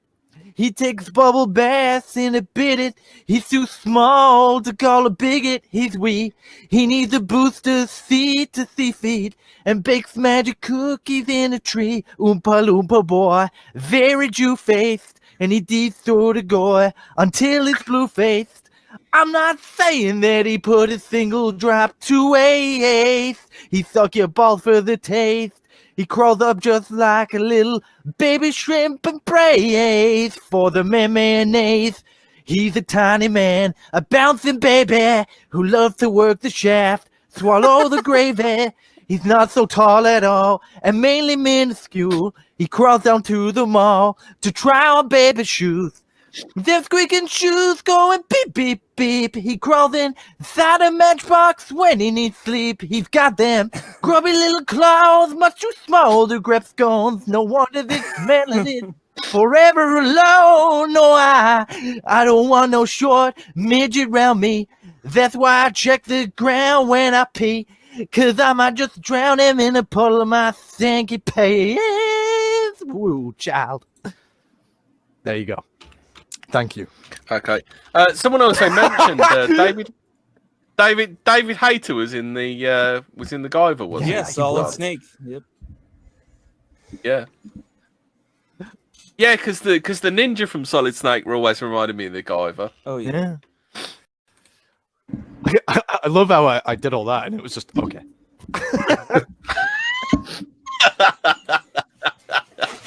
Moving on. Britain's Got Talent. Anyway, Geralt. as we where we were with Anti-Fash Gordon. We're not even streaming. Massive. We are streaming. Oh, right. Yes, It's the Jitsi is showing. What about the third fucking stream of the night? What the fuck? Yeah, I was just saying about Anti-Fash Gordon. I mean, did he actually do anything like useful or not? Do you think? Who? He doxed Or the left, a bunch I of mean. dudes. Yeah, he was like a Twitter, a prominent like Twitter Antifa faggot who tried to. He did dox a couple of dudes, but he was doxed a while back. We found out who he was, and they wouldn't say his name on Tedious because they go, "Oh, we can't do that. It's our terms of service." Oh. But yeah, he's a fucking cunt. Yeah, and he's did you hear about his film role? Everyone's like digging through his whole life, aren't they? What is it? He fucks a dead head, decapitated head or something, doesn't he, in a movie or something? Yeah. Who? MacGyver. Oh no. This fella called Christian Exo, who was. Have you ever heard of Anti-Fash Gordon? No. Quite a prolific doxer of our guys. No. Is he the one who took Stryker? No, that was Wignet Identity Movement. Also Nick Postner on Guide. Yeah. Hey, Hemi, do you know what I miss? I missed when we watched films together, like when we watched Felix the Cat. Oh, I love Felix the Cat. Felix the Cat. Shit. Have you seen Felix the Cat, Don? Yes. That's one heck of a film, isn't it? It was really bad, and you can tell that if you could ever just sort of like encapsulate the absolute debauchery, A fucking dustbin, mate. from Front Wheel Skids, it would be that. Yeah. What are you watching? Who's playing music? Is that you, Don? Yes. What are you doing? Somebody mentioned that the Guyver Japanese intro was metal as fucking shit. I was just checking it out. Is it? Can we confirm metal as fuck? I doubt. In Guyver though, he was doing the snake voice in the anime. No, he wasn't. No. He was like the innocent kid who didn't know what the fuck was going on. Yeah. Oh, he was because this was back in the 80s. He probably was a nipper back then, weren't he? Mm-hmm. Have you seen any of the guys? No, the dub came out in like the 90s, right? What? Yeah, it did. Have you seen any of the Yeah, Guyver? I didn't like it because it seemed very cheaply animated, and I could watch things that were better. But it was just its main claim to fame was it was one of the first gory things that came over, right? Oh yeah, it was bloody as all hell. I tell you, I've told you about this. I remember. I used to have a girlfriend that worked in a video shop, so I watched it all for free. Oh, nice! While she was working. In Blockbuster. MD Geist, yeah. MD Geist was the other bloody one from that era. And then that was Aratsu Doki, and it's the other one, the demon. No, the Blue Girl is better. Demon. The Blue Girl is way better. And then you've got the you want some absolute degeneracy, and don't ask me how I know about this. Personally, a bit much for me. It's called Taiman Asagi. You know what I'm talking about, Don. It's I don't know what the fuck crack they're smoking to come up with all these degenerate animes, but it's mushrooms. Mushrooms are very big in Japanese. Someone unironically sat around for months animating this stuff. You ever seen the film version of the Guyver? It's got Mark Hamill in it. Was it? Ah. He plays a detective. Yeah. That was like bloated, grey-looking Mark Hamill, wasn't it? He kind of went a bit weird in the 90s, didn't he? Because what's that? He was in that other film, Wind something or other. And he just went all bloated and grey. I don't know why he went that really weird grey colour. He took the Ethan Ralph pill. Yeah. Have you ever seen any pictures of 90s Mark Hamill grow? Yeah. He just went grey, and I don't know why he did it. It's just weird. Huh. Okay, I've got a list here. They can fuck off. Death Note is amazing, okay? The anime. And it's on this list of overrated animes. List of overrated Haruhi animes, is like, that is some dog shit. I never checked that out. Look at it. Look at it. Look at the way they draw them. I'm not watching that shit. There's two Guyver films, isn't there? Because there's Guyver Dark Hero, and then Mutronics the movie is the other one, isn't it? Yep. They made two of them.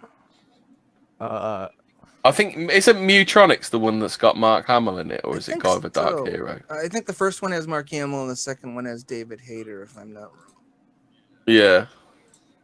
but the 2006 reboot actually goes into more detail and into after he like fights all the Zoa lords and everything, and he dies for a little bit, and then it flashes back to like a little bit later, and it's really badass. He gets like a fucking giant suit. It's like Guyver Gigantic. It's like so fucking badass, dude. I know it's not strictly anime, but did any of you guys ever watch the Young Justice? It was. cartoon I really disliked it. Didn't you? How about this? Did you watch both series? I really like the classic Justice League was actually very good for a kids show. It was very good. Because the Young Justice, the second series, that's where they like dive deep into the Blue Beetle. Oh yes, Dickman. Fucking like I am not gonna listen to any shit from anyone saying, "Oh, weeb." I bet you like dick men. Right. I've got a question though. Okay, so like, let's say in Britain or America, why don't we have like, so we don't have school shows about like coming of age stories featuring superpowers, but you know what I mean? Why is this a thing in Japan, in the land of Nippon? They have more imagination. Or I guess like, you know, they let people with more imagination do stuff like you know, Vampire Hunter D. Like that shit was amazing. Well, I actually watched the other day that the movie that came out really well animated. It was like in 2003, and it looked better than a lot of the fucking shit that weird cast. What was that? What is this? The fucking weird cast we're doing now? Is it? Are we treading on Corbo's toes? No, listen. The anime right is a thing. Okay. Yes, it is. This could be another show, guys. I mean, see, I'm looking at CBR.com. I'm not sure when this article was published, but it's going through a list. I'd love to do this with you, actually, Donnie.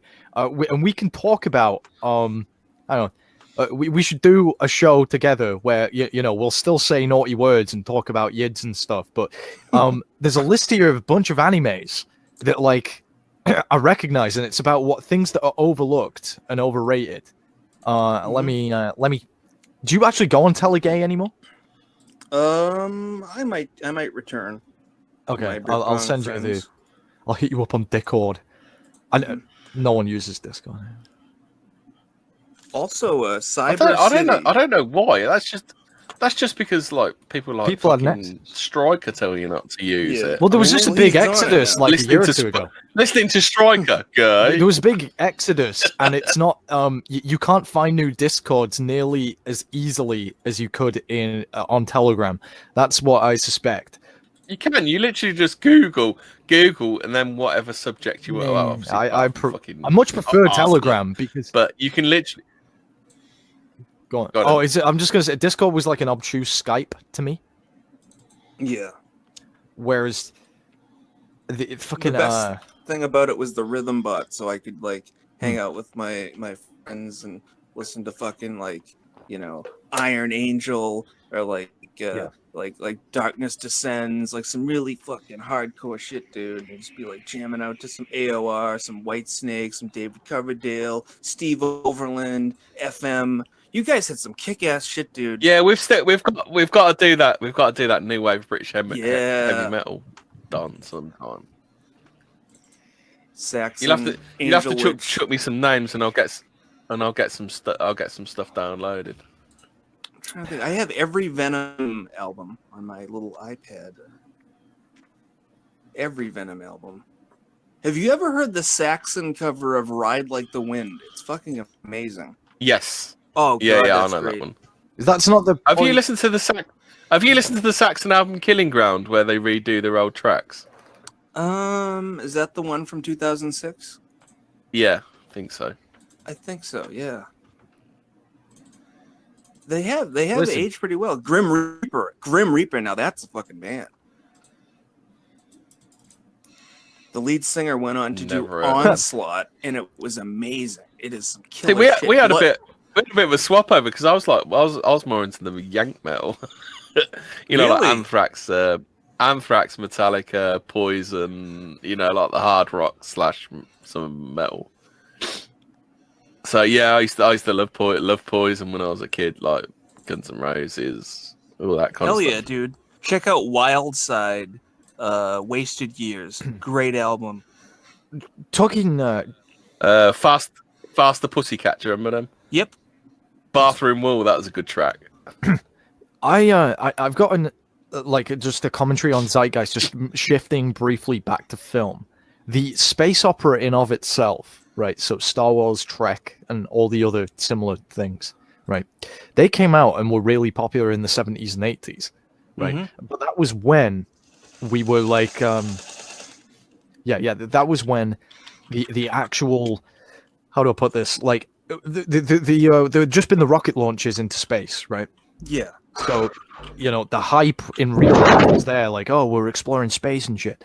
And now that's not really a thing. And I noticed space operas don't do nearly as well. Well, Captain Harlock was one hell of a space opera. If you've seen that, and that has so many iterations. That's because I was looking at this list and it said it was very overlooked. Space Pirate Captain Harlock, but I think the reason they don't do nearly as well, is because. But I mean, what's doing well at the moment? Like fucking Dickmen. People don't look out into space anymore. No, they do that. No, it's Shonen Jump. That's how depressing we've become. What do Dickmen represent then? Well, I mean, globalism. Well, you look at Airplane 2. Airplane 2, the sequel. That was about a shuttle. Yeah.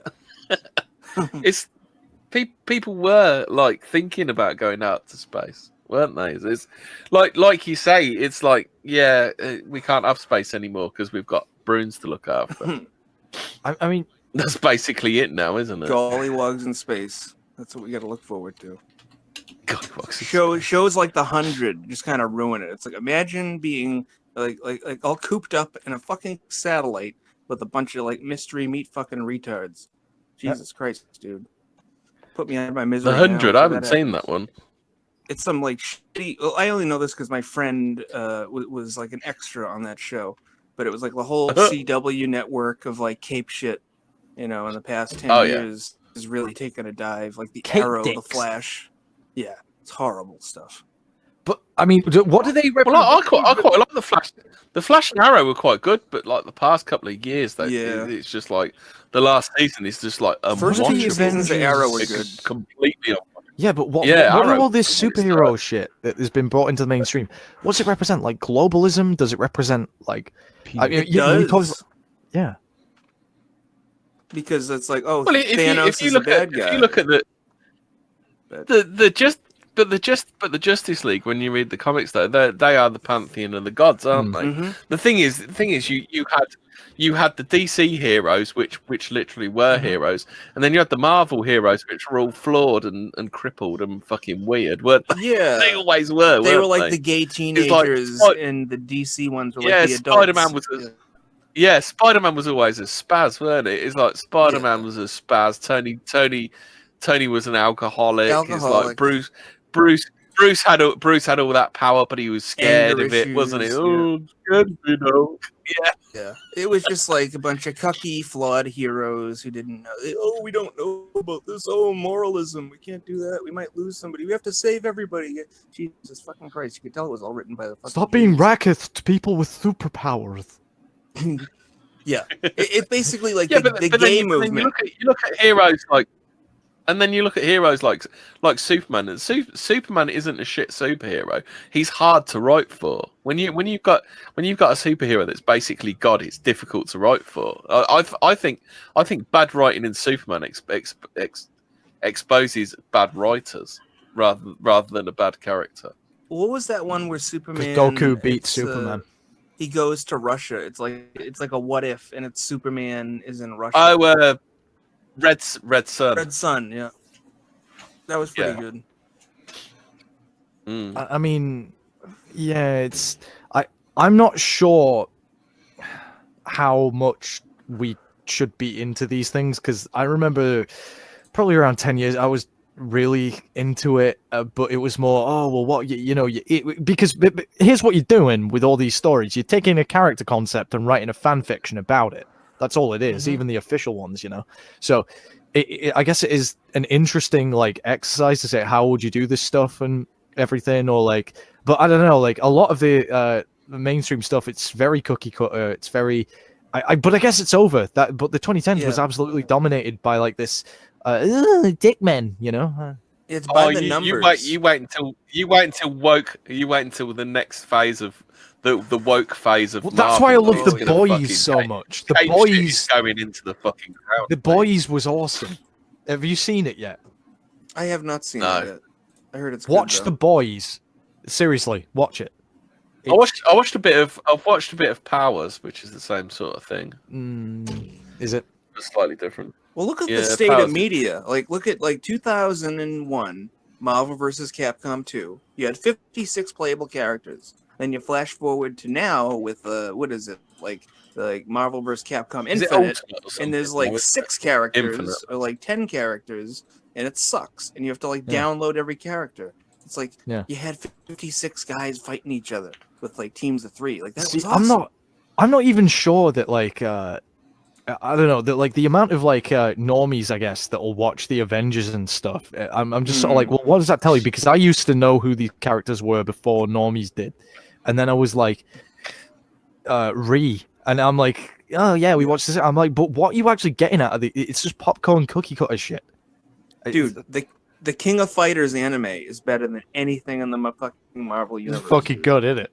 Yeah. Ooh, I don't know. Have you ever read? What's the lady with the big tits called? Who has a shower? Did you read Blackest Night? Have you ever read that, Doug? No, I have not. The DC crossover where it's when they opened up the Green Lantern stuff, and then you get the Black Lanterns, which are dead people reanimated by black rings. Oh, that's some of that stuff's some really, really good writing. So basically what happens is the dead come back and they kind of torment the living until they evoke a certain emotion, and then they kill them by ripping the heart out. Here's a word that hasn't been used for a while, right? And it is the equivalent of a weeboo, right? And people don't really use it anymore. Do you remember the phrase or term aardvark? Mm-hmm. You do? Do you ever come across that, Hemmingford? So it was no, what's an aard? Basically, it's autistic people who are really into dick men and all sorts of nerd shit, and it was terminology used, I guess, in the 80s and 90s, and that's you. That's Hemi, or it's me? There is some good stuff. There is some good stuff in comics. You don't just have to read the cape shit. Right. It's all written by front wheel skids. Yeah. Thing is though, now you sounded like a weeb nat. Now you sounded like a weeb nat. No, I'm a weeb nat. I'm a weeb nat. Okay, there's a difference. There are plenty of guys that write comics. Is there? Yeah, but it's all characters fucking come up with. Oh, yeah. Well, it's like I said. Like, my favorite dick man is the one who jumps around in red pajamas and shoots jizz out of his wrists. Like, come on. Well, this is literally what we just said. We just said the Marvel universe is fake and gay because they're all the fucking retards. Superman they're all the retard superheroes. An outsider who's better than everyone, and no one knows. That's only when he's written badly. No, knows better than the humans. Superman's Jesus, isn't he? Basically, he's absolutely Jesus. They find him in a little thing, like a little pod in the reeds. I mean, well, he's a rip-off of Hercules. Yeah. No, he's Jesus. Do you guys do you remember Hercules the Legend? He's come to save the planet. He got killed by Doomsday and resurrected. Hercules, the legendary the legendary journeys, and Xeno Warrior Princess, fucking amazing. Do you remember how openings to shows used to get you psyched up as fuck? Right, animes, old TV shows, like even the fucking the Power Rangers and shit. Right, it used to get you psyched up as fuck for what you're about to see. Now you watch the openings to shows, it's this morose fucking Gotye might as well be playing, if you remember that fucking guy, and it's like 10 seconds of the most dreary fucking take this seriously, please. Well, the other thing is like the next episode always looks better than the one you're watching, doesn't it? You know when they do a bit at the end, you go, and then they show what's happening next week. They go, oh, that looks really good, and then you get to it, it's shit. Yeah, because you have like the what happened last episode, what's going to happen next episode, and then in between the commercials, you probably have 15 minutes of a show. Yeah. I've been watching. Xena's so fit. Watchmen. It is so bad. So bad. It's worse than you could ever think. What's this, Watchmen? Yeah, if you watched any of it, I thought about saying they'd like to speak. Unmute your mic, then you fag. We got Claire in here. Hello? Is she gonna try to? Hello. Can we talk about on, Big Bang Theory now? Because this is fucking gay. Let's talk about Big Bang Theory. That's more entertaining. Well, we thought we were offline for a while. That's where it's at. We didn't know. We actually have been online all this time. Yeah. Are there some detractors? Do we have detractors yet? Listen. Yeah, mainly Marco Coletti spaghetti. Listen, you fucking reprobates. The only acceptable thing to discuss are novellas from the 1800s. Like the Diary of Samuel Pepys. Yes. Indeed. Pepe. With some eggy Samuel bread. Pepe based. Oh, I want to fucking right. Okay, but even they don't make them like that anymore, and it could just be because the cameras weren't as detailed, so it hit a lot of flaws and shit, right? But like, you remember fucking you look at Xena, and like I don't know, like I take Xena over like fucking Mid Widow. My theory is this: I think the problem modern filmmakers have is that they can put anything they want on screen. And I believe that necessity is the mother of invention. So I think what it was, because you used to have like limits on what you could put on the screen. I think it used to. Well, they came up with clever ways around they used to make ways up for to it do in other things, ways, which resulted in really interesting and cool aesthetics, I guess. Yeah. I think the problem is that they can literally put any single thing they want on the screen, and I think it is kind of it has paralyzed them, because it doesn't lead to like interesting innovations, because they can just put exactly what they put into the script can go straight on the screen. So I don't think they have to work their way around problems anymore. Well, if you watch that Man of Steel film, the only way that Superman would have turned out was fucking Zod. Well, have you seen anybody seen Man of Steel? Yeah, it was really mediocre and forgettable. It's just the way Kevin Costner all the way through it's going, yeah, fuck people, don't help them out. Here's a conspiracy. He's like the whole way through. Here's a conspiracy. So why is the MSM promoting physical fitness so much? Because they know everyone's a fat fuck. Yeah, but is it that though? Because I mean, you'd think if they were really wanting to, because I noticed that like 20 years ago there wasn't nearly as much of a focus on it, right? But then is it actually for health? Because it just makes me suspicious. Do you want me to tell you why? Society became sedentary. Because what they do is they offer you fitness programs that will fail, and that's the idea of it. Is it? It's a huge. The diet industry is a massive industry that makes millions and millions. And the idea of the industry is to keep you kind of perpetually a little bit fat. So then you have to try this diet and that diet and the new diet and the new version, and you have to go and you have to pay £3 a week to Weight Watchers for the rest of your life. It's also that they know if you're working out, you're going to be less frustrated and angry overall. But I've noticed there's quite a few people out there who they don't really have any interest in hobbies, so they look at physical fitness, right? And that is then that's what satiates them and keeps them sort of so they're not angry. And it does, if you've got issues, working out will help, but they don't have any hobbies or interests outside of it. No, so they don't pay attention to anything. It's just, I'm physically fit. So instead of a supplement, it's the entire thing, so that you don't notice bad things that are going on. But these people don't anyway. Well, I mean, think about it. They're like hamsters running on a wheel. You look at these gyms now, and it's just like they got their little their iPad, their iPod in, listening to their music, and they don't know what the fuck's going on, and everyone's just looking at them run on a fucking wheel because they're just mindless. Yeah. And they usually play the news at these places as well, which kind of makes me laugh. It's really fucking weird, isn't it? I find that really interesting. Yeah. I think that's the angle I'm taking. They're promoting it, so it isn't like an exclusive thing that you go to the Temple of Iron and shit, right? Yeah.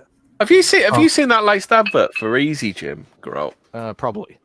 And there's literally like everything you can think of. There's like a Muslim woman and like somebody fucking disabled. That's what I'm saying. Like, What is going on? Why is on this Diversity advert. Inc. trying to like co-opt this? Right? I think it must be. It must be because they've been like, oh no, like there's actually an ideological thing to what a lot of RW people are doing, right? So we're going to try and co-opt this. I think they've noticed. Yeah. I think they've noticed that. Yeah, so that like it's like, oh yeah, be a little hamster, run on the fucking wheel, and don't pay attention to anything, and you're gonna feel better. Watch the news. If you watch the news we put on for you, guys. Exactly. Yeah, that must be it. That has to be it. Necron Coke said the entire fitness industry is a pyramid scheme to sell lotion. Yes. Sell lotion. See, this is why I'm dubious. I'm like, should I just stay like a fucking stick? Insect? And should I just, should I stay like that, or should I be like, oh, well, you know what? Like, things are going bad, but I feel nice and I'm not depressed now that I'm healthy. Well, I mean, I don't trust the whole BMI thing because technically, like, everybody is a little bit overweight. Like even me, I'm like 5'10", 200. I fluctuate from like 190 to 200. But you got to figure that like the average BMI of like kids now, kids are getting really fat. Like most kids don't go out of the house; they don't play outside. I mean, so that's, they that's don't. Do you think the BMI thing's designed to be bullshit? So people go, yeah, it's bullshit. Well, yeah. But boys, I keep saying this, right? When I go outside, right, I see 18-year-olds going on 12 years old. You don't go outside. You live in your mum's basement. I know, but when I go to bars and clubs, the only time I ever venture out of mummy's tendy's basement. When you gub snail boy out of. When Slug Boy crawls out of his wall and he goes to a bar, I see like 18 to like early 20s lads, and they all look like they're 18 going on 12. But the women that I see, they're like 18 going on 35. Oh yeah. Right. Who's fucking playing the triangle in the background? I'm doing some reps. You're doing aerobics. I'm doing some free weights. Oh, you got your Jane Fonda on. Better than me playing with Lego. You get your Legos going. All right. Yeah, I was making Lego on the last. Somebody do the autism song drop. I have AUT, ISM. Why is everyone so?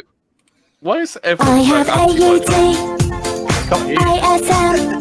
I have AUT, ISM, autism. So you can't hear that. Don't be scared of me. We're the same. It's like, no, we're really not. That's it. What I say to you is that minorities must be stopped. The explosion of autists as well, like in the past few years. I swear that a lot of people are just like they're not autists. They're kids. Yeah, exactly. Yeah, exactly. it's I think no a lot of social people are just interaction. lazy. It's like being a lazy retard doesn't make you autistic, Unsocialized, pretty much. Yeah, of course it is. They've been given the fucking parents' iPod, haven't they, to play with? Pretty instead much. Of fucking Like they get actually interacting with people. Well, I mean, think about it. Like in the 80s and 90s, you'd be babysat by a TV, and eventually you'd say, "This is fucking gay. I'm gonna go down the street and play street hockey." We didn't have street hockey, Shit, but I'll get I you dropped point. out. Well, it was fun. Yeah. Street fight. You'd kick the shit out of each other in like your yard with your friends. Yeah, fall out of a few trees. You'd learn You'd learn how far up a tree you could climb without falling Build, out. build dens, all that crap. Rope swords. Yeah. Building I can't forts, climb up a tree. rock climbing before it was like a yuppie sport.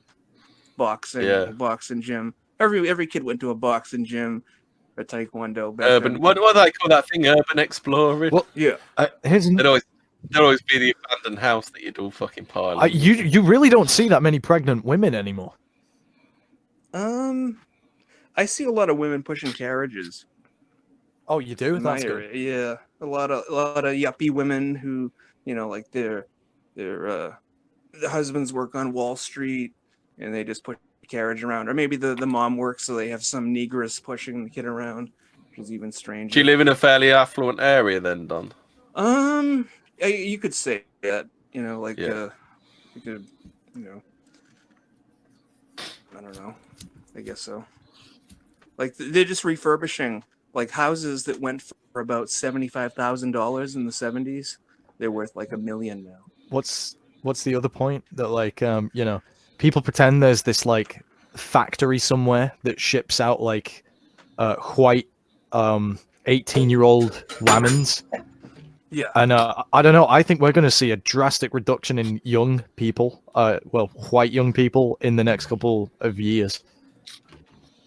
Oh, that's already happening. If you look at the public schools, because like they get the public school kids and they'll bring them to like the playground that used to be all like white kids who would like rob pharmacies and banks and shit, and now they're just like playing basketball and they get a boom box.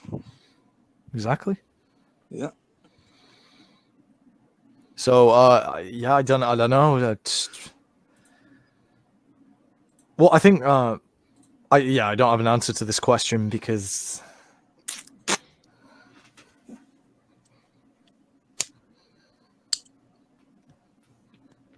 this is getting quite depressing. Yeah, what's the question? Right. So do you want to? Should we do a fucking article? High street stores are selling look-alike stab-proof vests. Look-alike? Nice. Yeah. What are they made out of? Chainmail? There you go in the side there. Oh. Right. So. High street stores are selling look-alike stab-proof vests. Sky News has found that sleeveless jackets resembling stab-proof vests are being sold in stores across the UK and online. Right, but they're not actually stab-proof. Knife crime. No. Oh So these fuckers are going to get stabbed, aren't they? At first glance, they look like a stab-proof vest, but offer no protection. Holy shit! Wow. What? When 37-year-old Dean Dawes' teenage stepson Darren was held up at knife point twice in 2017, he decided as a parent to take matters into his own hands. While Darren, 17, turned to making music to cope with the anxiety he developed. Literal SoundCloud rapper, was he? Yeah. Mr. Daw began creating slash-proof clothing for adults and children. Items aligned with Kevlar, a material that can offer protection against knives. When asked about the look-alike vests on the high street, Mr. Daw told Sky News he understands fashion houses need to appeal to the masses, but is worried that wearing these vests could attract unwanted attention. Did they get a plate if you're wearing a fucking stab vest. It would need to have a porcelain No, like plate not. carrier for it to be stab-proof. I mean, you can stab through Kevlar. No, they're literally doing fucking look-alike. Oh my god! Oh my god! Is like they said the fear the vests are glamorizing violence and promoting a knife crime culture. Who is it promoting knife crime culture? Fucking hell! Do these things just exist in a vacuum? The fucking government? Who do you think's doing it? Yeah, the doctors and engineers they're bringing in. Oh yeah, they're fucking doctors and engineers. Yeah. Yeah. Of course. I did want to get around to this one next. Hold on a sec. It's an opinion piece from Stuart Lee, the shitlib comedian. Right, so this is from The Guardian. Ricky Gervais and Jeremy Clarkson are no laughing matter. The two sayers of the unsayable have had a busy week. Oh my god! But can the Golden Globes host survive Sarah Vine's praise? What is this like? It's like they're so worried. They don't talk about ideas. They just talk about people now. Intellectual dark web. The oh yeah, so edgy. Ricky Gervais and Jeremy Clarkson. Like who the fuck? What, like I want to know what fucking like bubble these fucking absolute speds exist in, where Jeremy Clarkson and Ricky Gervais are the edgiest boys. I mean, what these people would have a stroke if they met us, you know? Yeah. So, last week, in a much-needed and well-timed satire of snowflake hand-wringing over the Australian bushfires, the Sun's politically incorrect columnist, Jeremy Clarkson, declared the continent unfit for human habitation and welcomed scorched whiteys back to the motherland, unaccompanied miners and all. The inevitable complaints will have already been offset by Sun accountants against the traffic Clarkson drives through the paper's website. In short term, mass extinction can be monetized in a carbon trading of manufactured offence versus advertising revenue. These short-beaked echneeders did not die in vain, and Rod Little will still receive his Sun Christmas hamper of suet and Savoy sausage. Clarkson's suggestion that Australians needed... yeah. Saucy. Oh, sausage. Clarkson's suggestion that Australians need to come home while unconsciously prefiguring the mass migrations the climate crisis will cause in this decade would read as a slap in the face to Indigenous Australians, for whom the continent has always been home, even before it was officially discovered for them by a helpful Dutch bloke in 1606. Oh, God. What? Jesus Christ. Well, he's moaning about... Unwashed made a really good point. It might have been the 100-handers guy on the stream the other day, where he's like, well, about 400 years ago, the Maori in New Zealand ate the original inhabitants, and now they're considered indigenous to that region of New Zealand. Yet we who have been here for, tens of thousands of years, we're not considered indigenous here? Yeah, and funny that. The Boers, who were, I think, in South Africa, white South Africans, who established literally the nation, built the civilization, in the 1600s. Like they've been there for the same amount of time as the Maori, more or less. I mean, these next two paragraphs are absolutely gobsmacking. Citation needed on this next one. Indeed, Indigenous Australians have been mapping the stars, creating complex mythological cycles, and learning how to view massive grubs as treats quite happily for 120,000 years at least. Before our ancestors brought them alcohol, forced abduction, and a man-made climate crisis. But clangers like Clarkson's are no longer a bar to popularity, acclaim, or office. Let's just discuss that paragraph. So people who have been here for in Britain for a generation, two, 50 years tops, are considered now to have more of a right to the land than we do. But that's fucking It's unbelievable, isn't it? It's like, without irony, he will tell white people that they've only just got here. Hey lads, can I read? I sent that really, really good poll post, and it's not a troll. It's actually it's a really fucking good point, and I put it in the Telegram. It might have been in Brutus's group, or there's actually a couple of good paragraphs left. So I've got to breathe in for this next one. So does Clarkson gaze at Boris Piccaninny, watermelon, letterbox, cake, bum boys, vampire's haircut, wool spaffer, spunk burster, fuck business, fuck families, get off my fucking laptop, girly swap, big girls, blouse chicken, frit, Hulk smash, nose ringed, Krusty's death humbug, technology lessons, surrender bullshit, French turds, dog whistle, get stuff, fact checked, UK at CCHQ, 88% lies, get Brexit done, Johnson, and wonder why he isn't Prime Minister. It is just psychobabble. This is literally Reddit and Twitter, the paragraph. Yeah. Instead, it's the one after.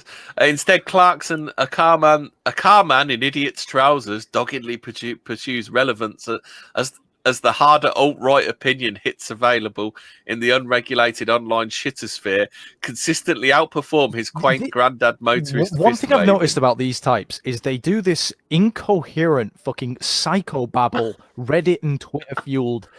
Well, this is literally cunt waffle. This is like schizophrenic fucking ramblings on a wall, right? And you see this a lot on like their Twitter timelines and shit, and they don't know what the fuck they're talking about, and they think that word salad equals intelligence.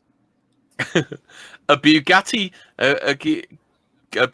Chiron Super Can I read this in a in silly actual voice, swastikas and go on then. A Bugatti Chiron Super Sport, covered in actual swastikas and driven by an armed insult blogger who has a deal with Steve Bannon, has Ron Clarkson's Lexus LFA, the one with honk if you hate snowflakes sticker in the back window off the right-wing road. Clarkson struggles out of the crumpled passenger door, stabs his bruises in ditch water, and throws his driving cap down in a rage bar. I literally read word for word that paragraph, chat. Yeah. It's just unbelievable. Both Clarkson and Turd's careers have flourished by exploiting the notion they are lone voices of sanity against the politically correct snowflake cabal intent on silencing normal blokes like them. I mean, he doesn't even call... I assume Turd is Boris Johnson. Whoever wrote this genuinely believes this. They don't think that... This is Stuart Lee, the comedian. You know Stuart Lee, don't you? Yeah, he doesn't see. He unironically writes this as if, you know what, maybe this is actually how people feel. Yeah, he thinks this is how people feel, isn't no, it? he doesn't even acknowledge laugh, that Clarkson resonates with normal people. Yeah. Well, he can't, can he? No, because that like destroys the whole conceit. Their comedy counterpart, Ricky Gervais, has managed to monetize this notion spectacularly. Okay, so how has he monetized it? He gets money for the gig. So what else does he get? He hasn't monetized. But that's it, not has he? okay. But like, see, this comedian doesn't believe that he's monetized his politically correct snowflake cabal. Yeah. That's not what he's done. It's like pot called the kettle, the N-word. Yeah. Monetized this notion spectacularly, saying the things that he is apparently not allowed to say on a variety of global media platforms for millions of dollars, with the full cooperation and approval of the legal representatives of the institutions on which and about which he says the things he is not allowed to say. His functionally adequate stand-up act having been over-promoted worldwide on the back of his pitch-perfect contribution to the ground-breaking office. Can I just say that at least if you go to the Republic Standard or the Anatomically Correct Banana, like, they'll talk about very complicated like subjects and sort of paint a picture of kind of networks and all this stuff but it's very coherent. It's not written in this kind of liberal middle class legalese. In things like that, every paragraph means something, but most of these paragraphs don't mean anything. It's just insults. That's all it is. Salad, fueled from Twitter and Reddit timeline tier writing, but also it's like this. I don't know how to put it, but you know when I talk about how when these are the same types of people that write legislation, right? That is anti-white without explicitly saying that's what it is, but it will be written in such a sort of incoherent way, right? Where you can't really digest it. How about this one then? So the next paragraph. Last week, a slew of right-leaning sources cited Gervais's just jokes. So that's in scare quotes. That is just jokes. So he thinks Gervais's jokes are unjust. Is that what he's saying? Mentioning Epstein, that's a big no-no. Him talking about again though, like you. Remember, like, the old left was meant to be about, oh, you know what? Actually, these people do have fucking power. You know, these people do have cultural power. They do have a lot of money, you know? Well, look at I think I'll just do highlights now. Though, but the paragraph... Right-leaning sources, if you actually look at what they were saying, well, like, no, Gervais gave really fucking cold takes. That's what everyone was saying. Well, I don't. When he says right, I think he means like Breitbart. The Sun and Breitbart as far right as it, Breitbart, the are Nazi literally Hitler extremist anyway, aren't they? website So he's not Breitbart. gonna talk. Yeah. So the next paragraph in the Daily Mail, Sarah Vine ripped the lid off the rotting kitchen food waste bin of her mind to retch forth some choice owl pellets of praise for Gervais's performative outrage. I mean, this is the cunt waffle and cock womble fucking bullshit, isn't it? That's what it is. Womble. Like, why do they all talk like that? I don't know. Well, I've got an explanation does it come from a from really here? good poll post that I'd like to, so that I'd like to read after we're done with this, and I think it will shed some light on it. Yeah. So the next interesting sentence: the woke finder general could be photographed in a Puritan hat, smoking a cigar and winking. I can see this working. Let's do this. So, like the people chiefly in charge of witch hunting everybody else, he doesn't like it when somebody else plays witch hunter, does he? Oh no, because these people, it's only them. Yeah. See, I think this is like I know that Stryker's talked about this, but the mentality of the leftist liberal, it's a very cluster B, very sort of morally kind of individualist, self-centered version of it. So I think right-wing thought tends to lean a lot more toward moral consistency, right? So I apparently these people don't necessarily respond to they respond to shame more than and social status signaling more so than they do to moral consistency. And I don't know, I feel like their sense of right and wrong isn't derived from the same place that ours is. How about this paragraph then? Vine then went on to commend the sharp edge of viciousness the woke finder general directed to limousine liberals and sulky schoolgirls, the latter presumably the climate crisis activist and eco-mystic Greta Thunberg, who I don't remember being specifically targeted, but whom veteran opinion column vultures of Vine's vintage seem to have a special problem with, like the mean girls in American high school movies who shit in the clever one's shampoo bowl. Can we I don't think I've ever seen that. Can we like fucking just nail this, like put the nail in this fucking coffin once and for all? I know it's been said before. Having a big vocabulary does not make you smart. Right? It makes you look like a pretentious cuntwumble, right? Having this big, you notice it. Did you ever see that that fucking debate between Stryker and CV? I don't think it's on YouTube anymore. There'll be an archive of it somewhere, right? But he the tranny. Yeah, the tranny. I remember. Yeah, tranny. He immediately called her on it. He's like, listen, throwing a bunch of big vocabulary words doesn't actually make you smart, and it doesn't actually make you right, because that's all you're doing. You're just firing off a load of vocabulary, hoping it will alienate and stump me without actually ever answering any of my questions. My very basic questions.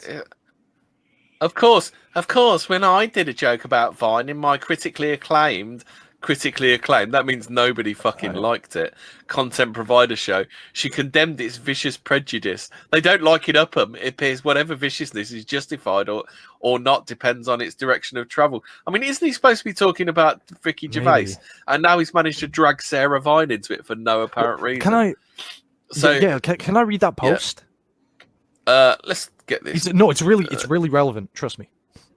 Go on then. Someone was saying something about like why it was something along the lines of why are they so like pro diversity? Why are they like this, right? And here's the answer. This was a brilliant post. It says, because the left is now fundamentally a middle-class liberal thing, in the British sense of middle class, not that weird American thing where they mean working class, but don't like saying it, so middle class instead, for cosmopolitan people in metro city areas. How do the white middle classes experience diversity? That lovely new restaurant. Oh, darling, you simply must try it. An interesting gay playwright from Pakistan performing at the local theatre. Did you know he escaped the Taliban?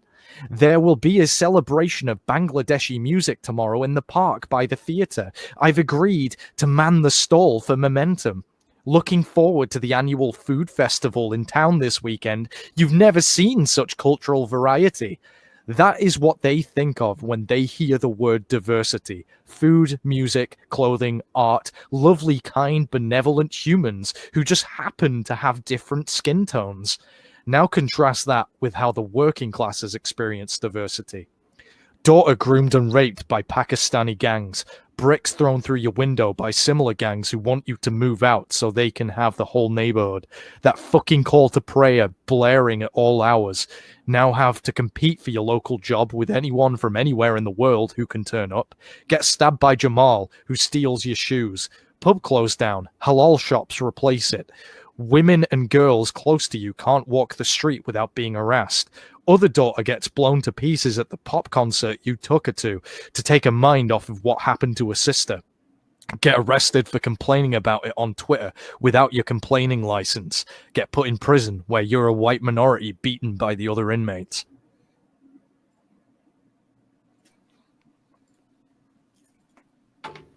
Yeah. Yeah. Absolutely. Sounds like an American high school. Fuck. But it's just like it's the rest of it. I don't think it's even worth reading the rest of it. Oh, how about this? I am aware that I am supposed to be. This is a apparently self-reflection now. I am aware that I'm supposed to be a so-called comedian, and this column reads like a blunt polemic. So here it is. Its central thrust represented in the form of a traditional working men's club joke, which, remember, is just a joke. So this is his incredibly funny joke. A Ricky Gervais Netflix stand-up special walks into a pub with a massive pile of stinking dog shit on its shoulder. The barman says, "Where did you get that massive pile of dog shit?" And the dog shit says, "Netflix, I got bloody loads of them." Because Netflix is absolutely rammed to the gills with fucking right-leaning with fucking right-leaning comedians, isn't it? What or even libertarian. What world does this fucking person exist in? Like, no. Is it what, like, so I've said this about the middle class liberal left and these fucking cosmopolitans before. I think in their mind, right wing speak, like, anything that isn't sufficiently what they mean when they say right wing, race, etc., etc., it's that the content isn't sufficiently anti-white, anti-natal, anti-Western enough, right? So if something isn't sufficiently those things enough, it is automatically they're going to put it in the same boat as us. I don't. Yeah. It's just anything that pushes back in the remotest way is just going to be painted as alt-right neo-Nazi, it's isn't it? not even pushing back. It's more, if those things aren't present in the thing, it is therefore the thing that they oppose. Yeah. Well, look at the illustration. You know, that like a SS lightning bolts on this car, a swastika, Confederate flag, and an American flag. Like, what are they trying to say? Is this like Reddit tier shit, dude? I don't exactly. I walk away despite the vocabulary. Like, you don't learn anything except for this person is their conception or the way that they seem to experience reality is just malformed. It is not like. This person has, a really warped sense of existence, I guess, but it wasn't even daily life or insightful. Yeah, there's nothing. All it is just he just dumps on Jeremy Clarkson, Rod Liddell, Sarah Vine, Steve Bannon gets a mention in there. What's his name? Trump. Although he never, Boris, I don't mean Trump, I mean Boris. Freudian slip there. But Boris, he only ever calls him Boris once. Less of the time, he's the turd. It's just, it's just like, what is it? How can anybody read that and get anything from it? Other than this bloke's a fucking retard. What are people supposed to get from this? Like, oh, I don't like Ricky Gervais, though. But he doesn't even validate their concerns or offer any insights. No, it's like why has there's no element of like why has Ricky Gervais done this? Why has he done this? Does he have a point? Anything is there? There's no even self-reflection at the end where he's supposed to be doing self-reflection. You call me a so-called comedian because I don't do jokes. And even the joke isn't insightful, is it? No, it's just. I mean, it's a man walks into a pub, a Ricky Gervais Netflix stand-up special. So how does a stand-up special walk into a pub? Well, I can deal with like the absurd. Like we can engage in the absurd and the abstract in that way. Like that's not a point. But I don't like. I get it, but it just doesn't tickle me. Yeah.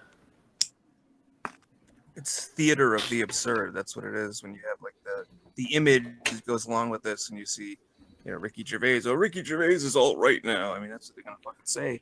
Because what exactly did he say?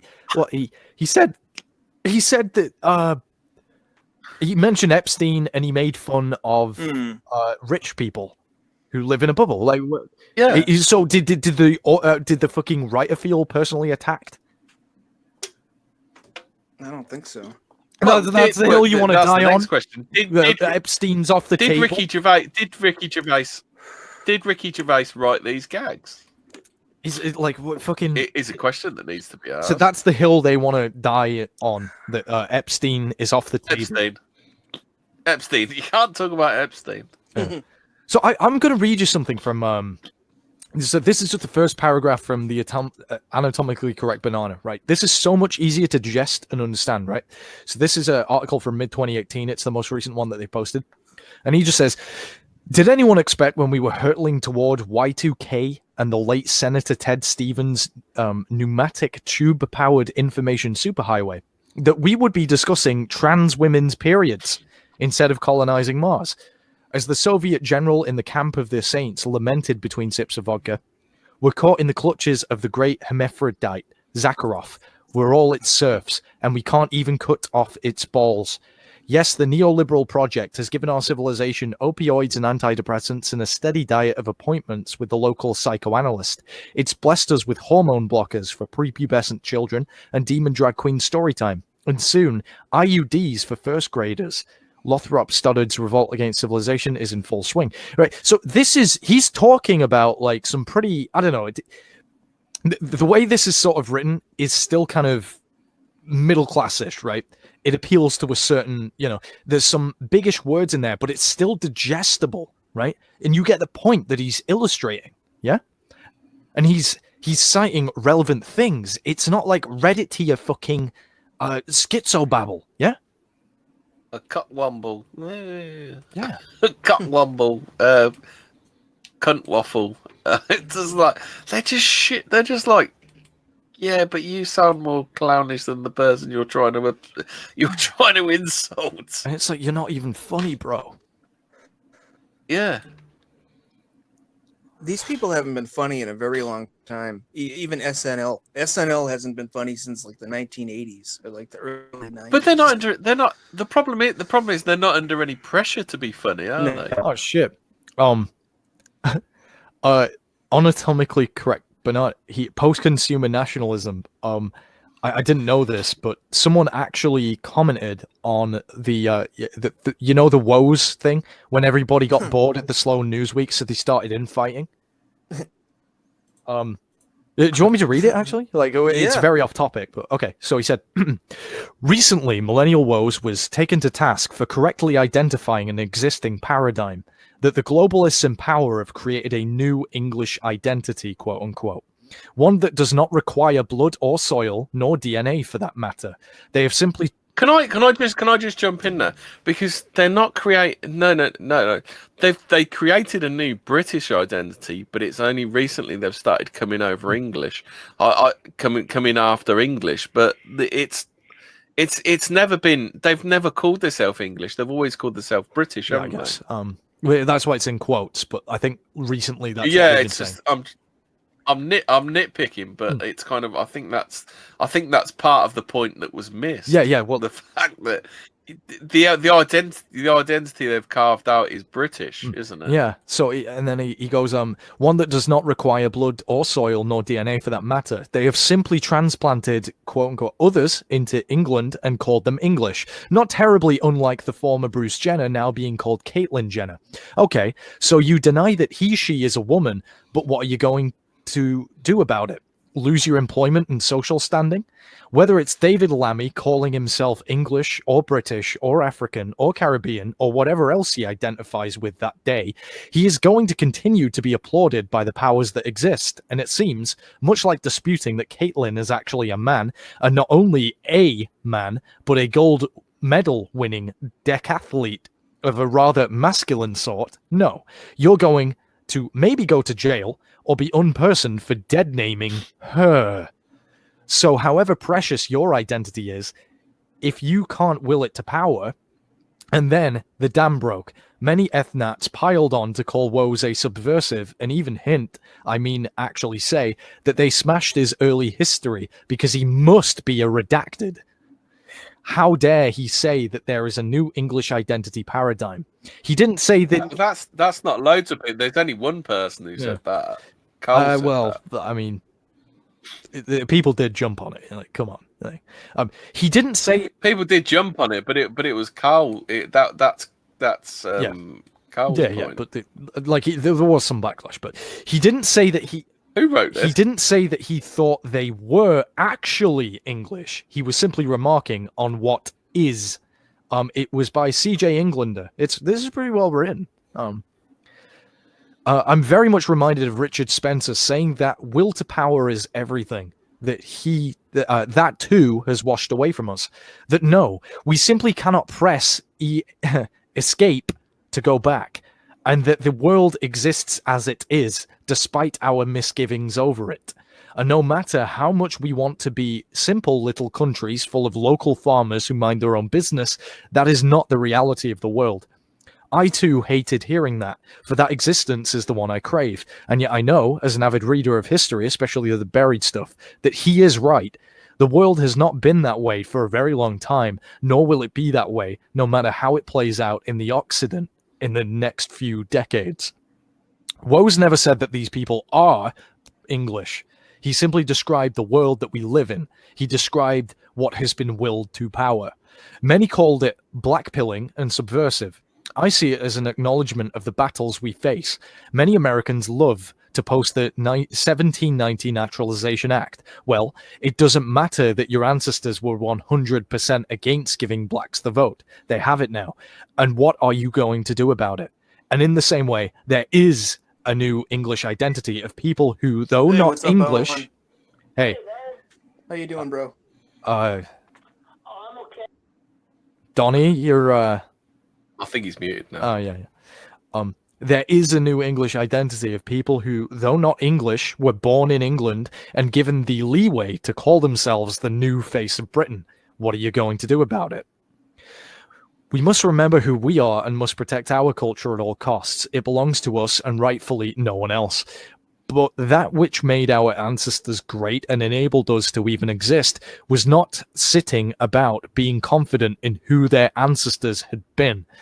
Imagine if Henry V had simply not engaged at Agincourt because the English are amazing and we don't recognize these interloper frogs. It is not wrong for Woes to acknowledge that a new English identity has been willed to power, any more than it was wrong for Spencer to point out that no matter how much we desire to be left alone, others will indeed have a will to power. I fear that for some, it is not so much a remembrance of who we are, but more a dopamine hit of consumerism, much like technology. The past is important, but it cannot be the sole source of your identity. Every second that passes is history, and for our people, we should be writing it, not wallowing in what was. Not being Al Bundy reliving his former glory as a quarterback in high school. Yeah, maybe he saved the game then, but if he and his former teammates are losing it now, what does it matter? Don't treat your ancestors as if they were a commodity. Revel in the fact that you come from a great lineage as a foundation, and then become who you are. We can write history together, but not if we refuse to acknowledge the history that is being written for us against our will. I love you all. Very good article. Which side of the Atlantic did they want to make the argument on? I'm not impressed with that. You don't like it? Not really, no. Sorry, who wrote that article? CJ Englander. Ah, right. Yeah, it's like which side of the Arctic, which side of the Atlantic do they want to make the argument on? It was a bit schizophrenic. That article? Yeah. What? It keeps switching both sides of the Atlantic. I mean, it's this fucking pan-European idea, and we're all the same, really, when we're fucking not. No, it's that, but it didn't. No, none of that was included in it at all. Well, why do it keep skipping both sides of the Atlantic? It's supposed to be a story about woes. No. Oh, is that? Oh, sorry. Am I wrong? Is Al Bundy English? Is he? Is Al Bundy English now? Is he? Oh, fucking right. I totally and completely understand the point that he was making. Well, I don't, because I weren't really quite sure where his argument was grounded. Was it grounded this side of the Atlantic or that side of the Atlantic? It doesn't really matter. You can still comment on world affairs. You don't have to be like fucking. Like, I get it. Yeah, okay. Yank's telling us what to do, but you know, I mean, It's not even that. It's just like keep your argument one side of the Atlantic or the other. It's like Al Bundy has nothing to do with that. Okay, yeah, we're fine. Like he could have made the exact same point if he mentioned like an old British footballer. Well, he probably should have done that. Yeah, but semantics, man. Like, come on. No. Didn't impress me. Hate Speech said the UN has designated Europe as an African resettlement zone. I believe it's in 2064. Jesus Christ. Yeah, so how many? This is a good question. It's like how many people is this country supposed to take? I mean, is it standing room only or what? I mean, do you remember those UN figures a little while ago? They thought we could take we could go up to about 100. If you haven't realised it's as many as it takes to replace us yet, then yeah, Jesus. Well, until the country's fucked. I think until that's the all country's it is. fucked, until it's South Africa 2.0, and then for all of Europe. I think we'll be wishing for South Africa because we ain't going to have the room. No. Was it 100 Handers says something like this? We've already built on. This is a really good point, actually. So, something like the 7% of this country that you can build on that isn't floodplains. We've already built on. And you see all these new houses going up and shit, right? Well, where are we supposed to grow food? I think we know the answer to that one. We're supposed to stop growing food, so we're completely and utterly dependent upon the global economy. That's what it's all about, isn't it? Here's a really good point that you made. All these new houses going up. Who are they for? Because they're clearly not for us. Yeah.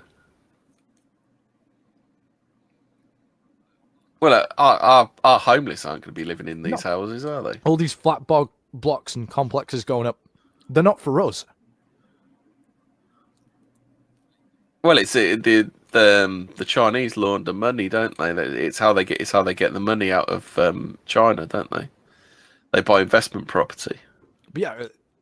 They buy investment property to get the money out of China, and then they come and move over it. Well, I don't think it's Chinese. I think it's more. It's clearly not for all these new houses and complexes being built. It's clearly not for, the indigenous Brits. Yeah, exactly. That's what I'm saying. Stop manufacturing, Whitey. No steel, no weapons. Yeah. yeah. I'm tired. Do you want a funny article? Sure. Man hospitalised with 3-day erection after taking stimulant used for breeding bulls. What? Well, I know you like talking about your willy Geralt. So here's a Willy story for you. Let's put it in the side. People do not give me enough credit for how good I am when I'm actually serious. So where's this? Dear. Where is it? I just put it in the side chat. A man has been hospitalised with a 3-day erection after taking sexual stimulant used for breeding bulls in Mexico. Oh my god! The individual has not been named. Received urgent. I dread to think what the urgent surgery is. A specialist hospital 270 in the US-Mexico border. He took the pills as he was planning to have sex with a 30-year-old woman, mate. Maybe she's past it. If you're having to take that much Viagra to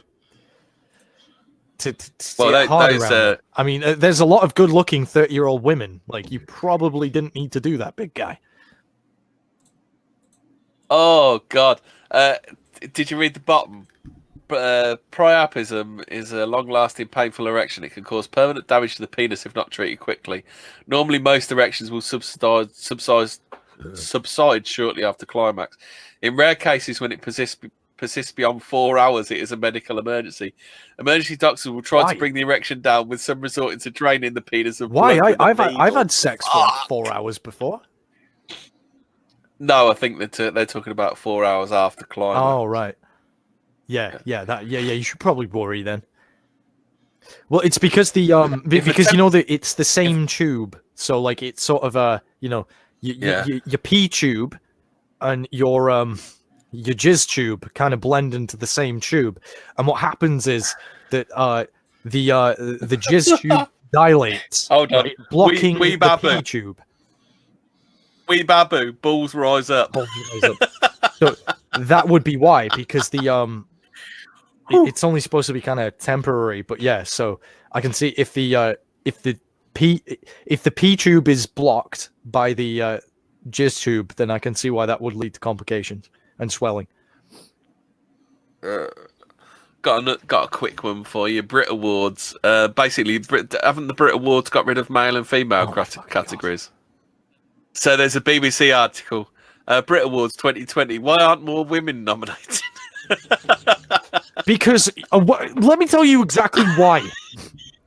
The reason Joaquin Phoenix got Best Actor, right, for the Joker is because women just do not engage in that kind of character work. Right? They just don't tend to be able to do shit like that. That's why. Well, I can't remember who it was that said it, but someone once said a bad actor cries, a good actor makes you cry.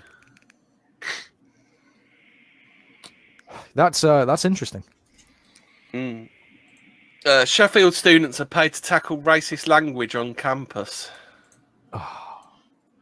Did you see if you guys are on a campus, just be careful about joining like groups where you say naughty words and shit, especially on Facebook, because all it takes is one faggot to break the spill the beans.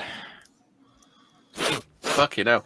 University is to hire. I'll put the link in the side chat if you want to read it, Carl.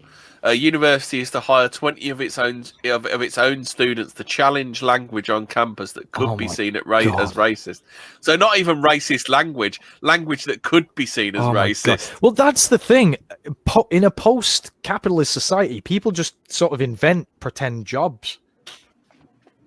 Well, you see, this is why I say whenever you watch like BBC News or read a BBC article, look at the words they're using. Stuff like that could be seen as racist. So, like you could read this. You could if you read it quickly, you could see that. Oh, they're going to challenge racist language, but they're not actually going to challenge racist language. They're going to challenge language that could be seen as racist. This is a good point that I've brought up with normies before, actually, where I'll be like, okay, but that's the death of speech and comedy. All it takes is one person to sort of weirdly pretend that one thing meant it was. So who is the deciding factor here? Yeah? Yeah. But this is like 2015 talking points, isn't it? So the University of Sheffield is to pay students to tackle so-called microaggressions, which it describes as subtle but offensive comments. I want to know. I think that actually the BizNet that would challenge because You can do as many fucking speeches as you want, but people who are actively profiteering out of this stuff don't want it to end. So really, the speeches that you can give to all the normies and shit to maybe change their hearts and mind on this and make a good point is fine. But ultimately, they are not the people with the administrative power to kind of put these things into action. So I guess I don't actually think that the people who put this shit into legislation, you're ever going to change their minds. So where are you left with? Like, how do you challenge this, you know? I guess you've got to, outcompete or just replace these people in their positions? Well, I've just had a look at this Vice Chancellor who's brought it in. So he's been to the University of Chicago, University of Birmingham, and University of Warwick, and he's been the Vice Chancellor of the University of York. So he's been fucking spreading his shite everywhere, hasn't he? The students will be paid £9.34 an hour as race equality champions, working in between 2 and 9 hours a week to tackle microaggressions in the university. So it gives example of what it means by microaggressions, such as stop making everything a race issue. Why are you searching for things to be offended about? Where are you really from? I don't want to hear about your holiday to South Africa. It's nowhere near where I'm from. And being compared to black celebrities that I look nothing like. What? Yeah, those are the examples of microaggressions. What was that about South Africa? I don't want to hear about your holiday to South Africa. It's nowhere near where I'm from. Oh, so right. So you're not from. They don't mean you are South Africa. From somewhere else, but they mean India. Yeah. So you've decided that you've got the right to tell us how to live here. So so you're not from here, but you demand access to us, and then we should listen to you because why? Because your investment in your identity isn't even wrapped up. But then if we tell you and repeat your words exactly back to you, you're the ones who are going to turn around and try to shit on us and exercise power over us anyway. But rather than being about controlling people's speech, the university says it's opening up a conversation. Oh, I just want to watch anime. I can't deal with this. Fuck it. Yeah. Are we winded up now? Yeah, then? Probably. So I'll just finish this off. So a report this is why they're doing it. A report last autumn from the Equality and Human Rights Commission warned that racism was a common occurrence for some students, with incidents of name-calling, physical attacks, and racist material on campus. No student in a middle-class fucking university has ever sat there and called you the N-word unironically, right? No one has ever fucking... And the only thing is because you know that you don't belong here, and so you actively look out for these fucking microaggressions because you know something's wrong and you know that you don't fit in, and it's your own insecurities and misplaced sense of belonging that you are projecting onto other people anywhere and everywhere. Do you know exactly how this would be solved if you fuck off? Well, one, if you weren't given the institutional power to be able to do this shit, and the other one is if you were to just fuck off, right? If we're so bad, right? Here's another thing that I never understand that I don't see enough people asking. If we're so bad, why don't you fuck off? Yeah.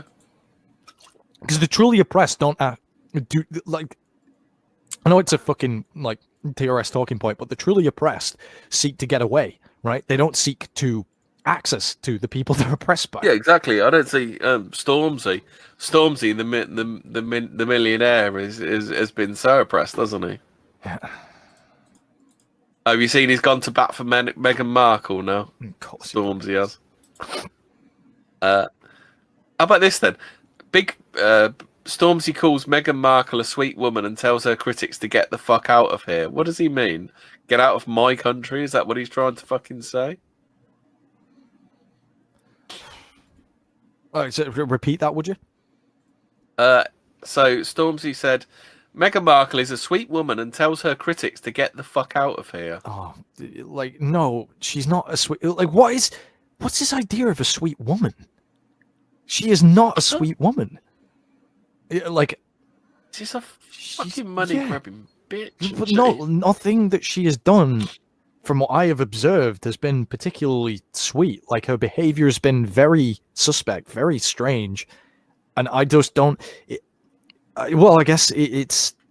Of course he's going to back her up, right? Because At the end of the day, she's a non-white in the royal family, so he doesn't really care what she does so long as she exists in that position. So this starts off because look at wait. He said, Megan is a sweet woman and she does her thing. I haven't heard her say anything crazy, and they just ate Can we her. find an instance of non-whites, or mainly people of her ethnic, shared ethnic background, actually like calling her out on her shit? Is that a thing that exists anywhere? It would be nice, wouldn't it? Because we call, we actually do call our own out on shit that they're doing, but you don't see that, or maybe it's just. Well, everyone said how stunning and brave the wedding was. I mean, you had to put through all that bullshit about the wedding, didn't you? I mean, we've talked about this. We talked about this on yesterday's stream. So yeah, I mean, I couldn't give less of a. I would not care if this wasn't in the media all the time.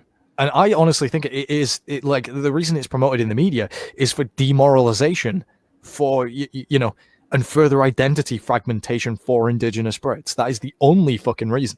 It's a flex. It's a globalist flex on us. That is the only reason the MSM comments about this, because normal people, quite frankly, don't fucking care, right?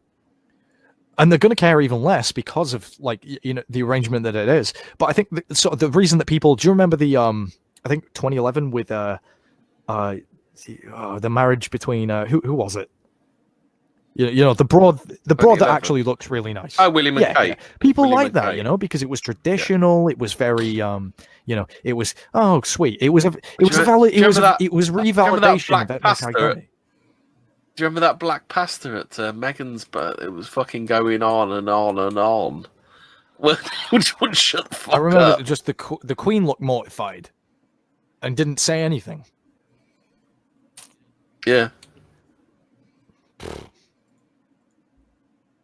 They just didn't say anything. I think we're done now, aren't we? Yeah. I'm just depressed now. Sorry, mate. I should have stopped it after the fucking the hard winky. No. It's well, these things need to be talked about, but it's Wee Babu says Meghan Markle is a female version of Carl Benjamin. Well, okay. I don't quite get that one. Okay, so I guess I think the reason that I sort of feel disheartened and stuff is because, like, I'm not sure how much, like, screaming into the void accomplishes. You understand? Yeah, exactly. I know. Like, in response to we can scream into the void all we want about it. Maybe we should go and put some stickers up. I don't know. Well, I don't know if we don't. Maybe the more of us that do this kind of thing, the more these ideas catch light. We need more people doing streams, don't we? Basically. Yeah. Well, I know that something like you can talk a bit more. We need what's it called? We need to normalise our talking points, don't we? What is it? Talk openly. Talk plainly? You can talk a bit more plainly if you have the veneer of anonymity, whereas you've got to be a bit more wholesome and sort of a bit more refined and less direct. You can't talk quite as plainly if you don't have the veneer of anonymity. I don't know.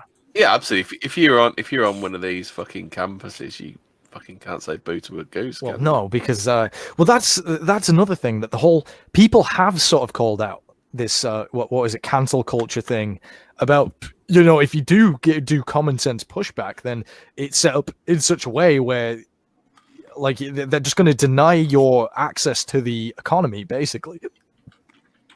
Yeah. Wouldn't you say there's like a cancel culture in within this little circle, like in these circles too? You think we have a cancel culture? Oh, I wouldn't say over there, but over here, pretty much, and like the broader, you know. Well, it's just the broader. That's a tactic. Yeah. The tactic is complain about nothing. Get. I don't know. It's. I imagine if you were to talk to the average NPC about, I don't even know how you start to broach, because we talked before, they're not really tuned in. They're just sort of living their real life. Well, we were going to do that bit about Two Grown Men in that podcast, weren't we? Where the fucking NPC literally fucking glitches, don't he? Yeah, I mean, there's a podcast, Don. I'll shoot you a link to it. It's called Two Grown Men. It's hosted by a couple of NPCs, and it is just unbelievable. Interesting. One of them, what he does is the missus goes out for the night, and he literally sits at home and does nothing. So his mate goes to him because, "What, did you have a wank?" He said, "If I'd have had a wank, that would have been doing something. But no, I just don't do anything." He said, "If he said, what is it?" He says, if I've managed to start Netflix and put Seinfeld episodes on, that's as much as I've been able to do." It's absolutely unbelievable. Seinfeld? These people are just Seinfeld. Yeah, they do a podcast about Seinfeld episodes, don't they? That's just like the ennui of a generation, really. Like that's the Gen well, X burnout. The Brown. So the only time they ever actually talk about anything really is the Twitter account's still active. They haven't made a podcast for 2 years. It's just talking about there's anti-white talking points and talking about NPC Nazis. Shit. Yeah, Nazis. Which they don't understand. They'll never get. Yeah. Well, I guess the ultimate thing is the people we need to convince isn't these, because they're never going to get it. Like, I guess anti-whites are just going to be anti-whites, right? Oh, and that we don't need the permission to talk about our own issues from these people. That thing when he's talking about the lawnmower, he says I've mowed the lawn, but I've only done half of it, and now the grass is growing around the lawnmower. It's just, you have to listen to it to believe it, because these two people are absolutely gone. They've just checked out. Yeah. I mean, fair enough. Like everyone's real life is relatively boring, I guess, if you're just going about your day to day. But like, at least we find interesting shit to talk about, you know? Oh yeah. Yeah. They don't philosophize or anything, do they? No, like. Yeah. My brother just called from Ireland, and you know I talked to him a little bit, and he was like, "Hey, how you doing, dude?" And he was just shooting the shit, and he kind of knows, you know, like he's kind of not. I shared a Red Ice video with him once, and he's like, you know, like this is fucking look a bunch of racist hipsters, man. Yeah, he got mad. Oh wow! How? I mean, they're the most like presentable normal. What? Yeah. Yeah. Oh fuck! We fucked it. Never mind. Fuck it. I'm just gonna watch anime and jerk off, and maybe go to the gym sometimes. Fuck it. Right, I'm gonna kill this before we kill ourselves. Yeah.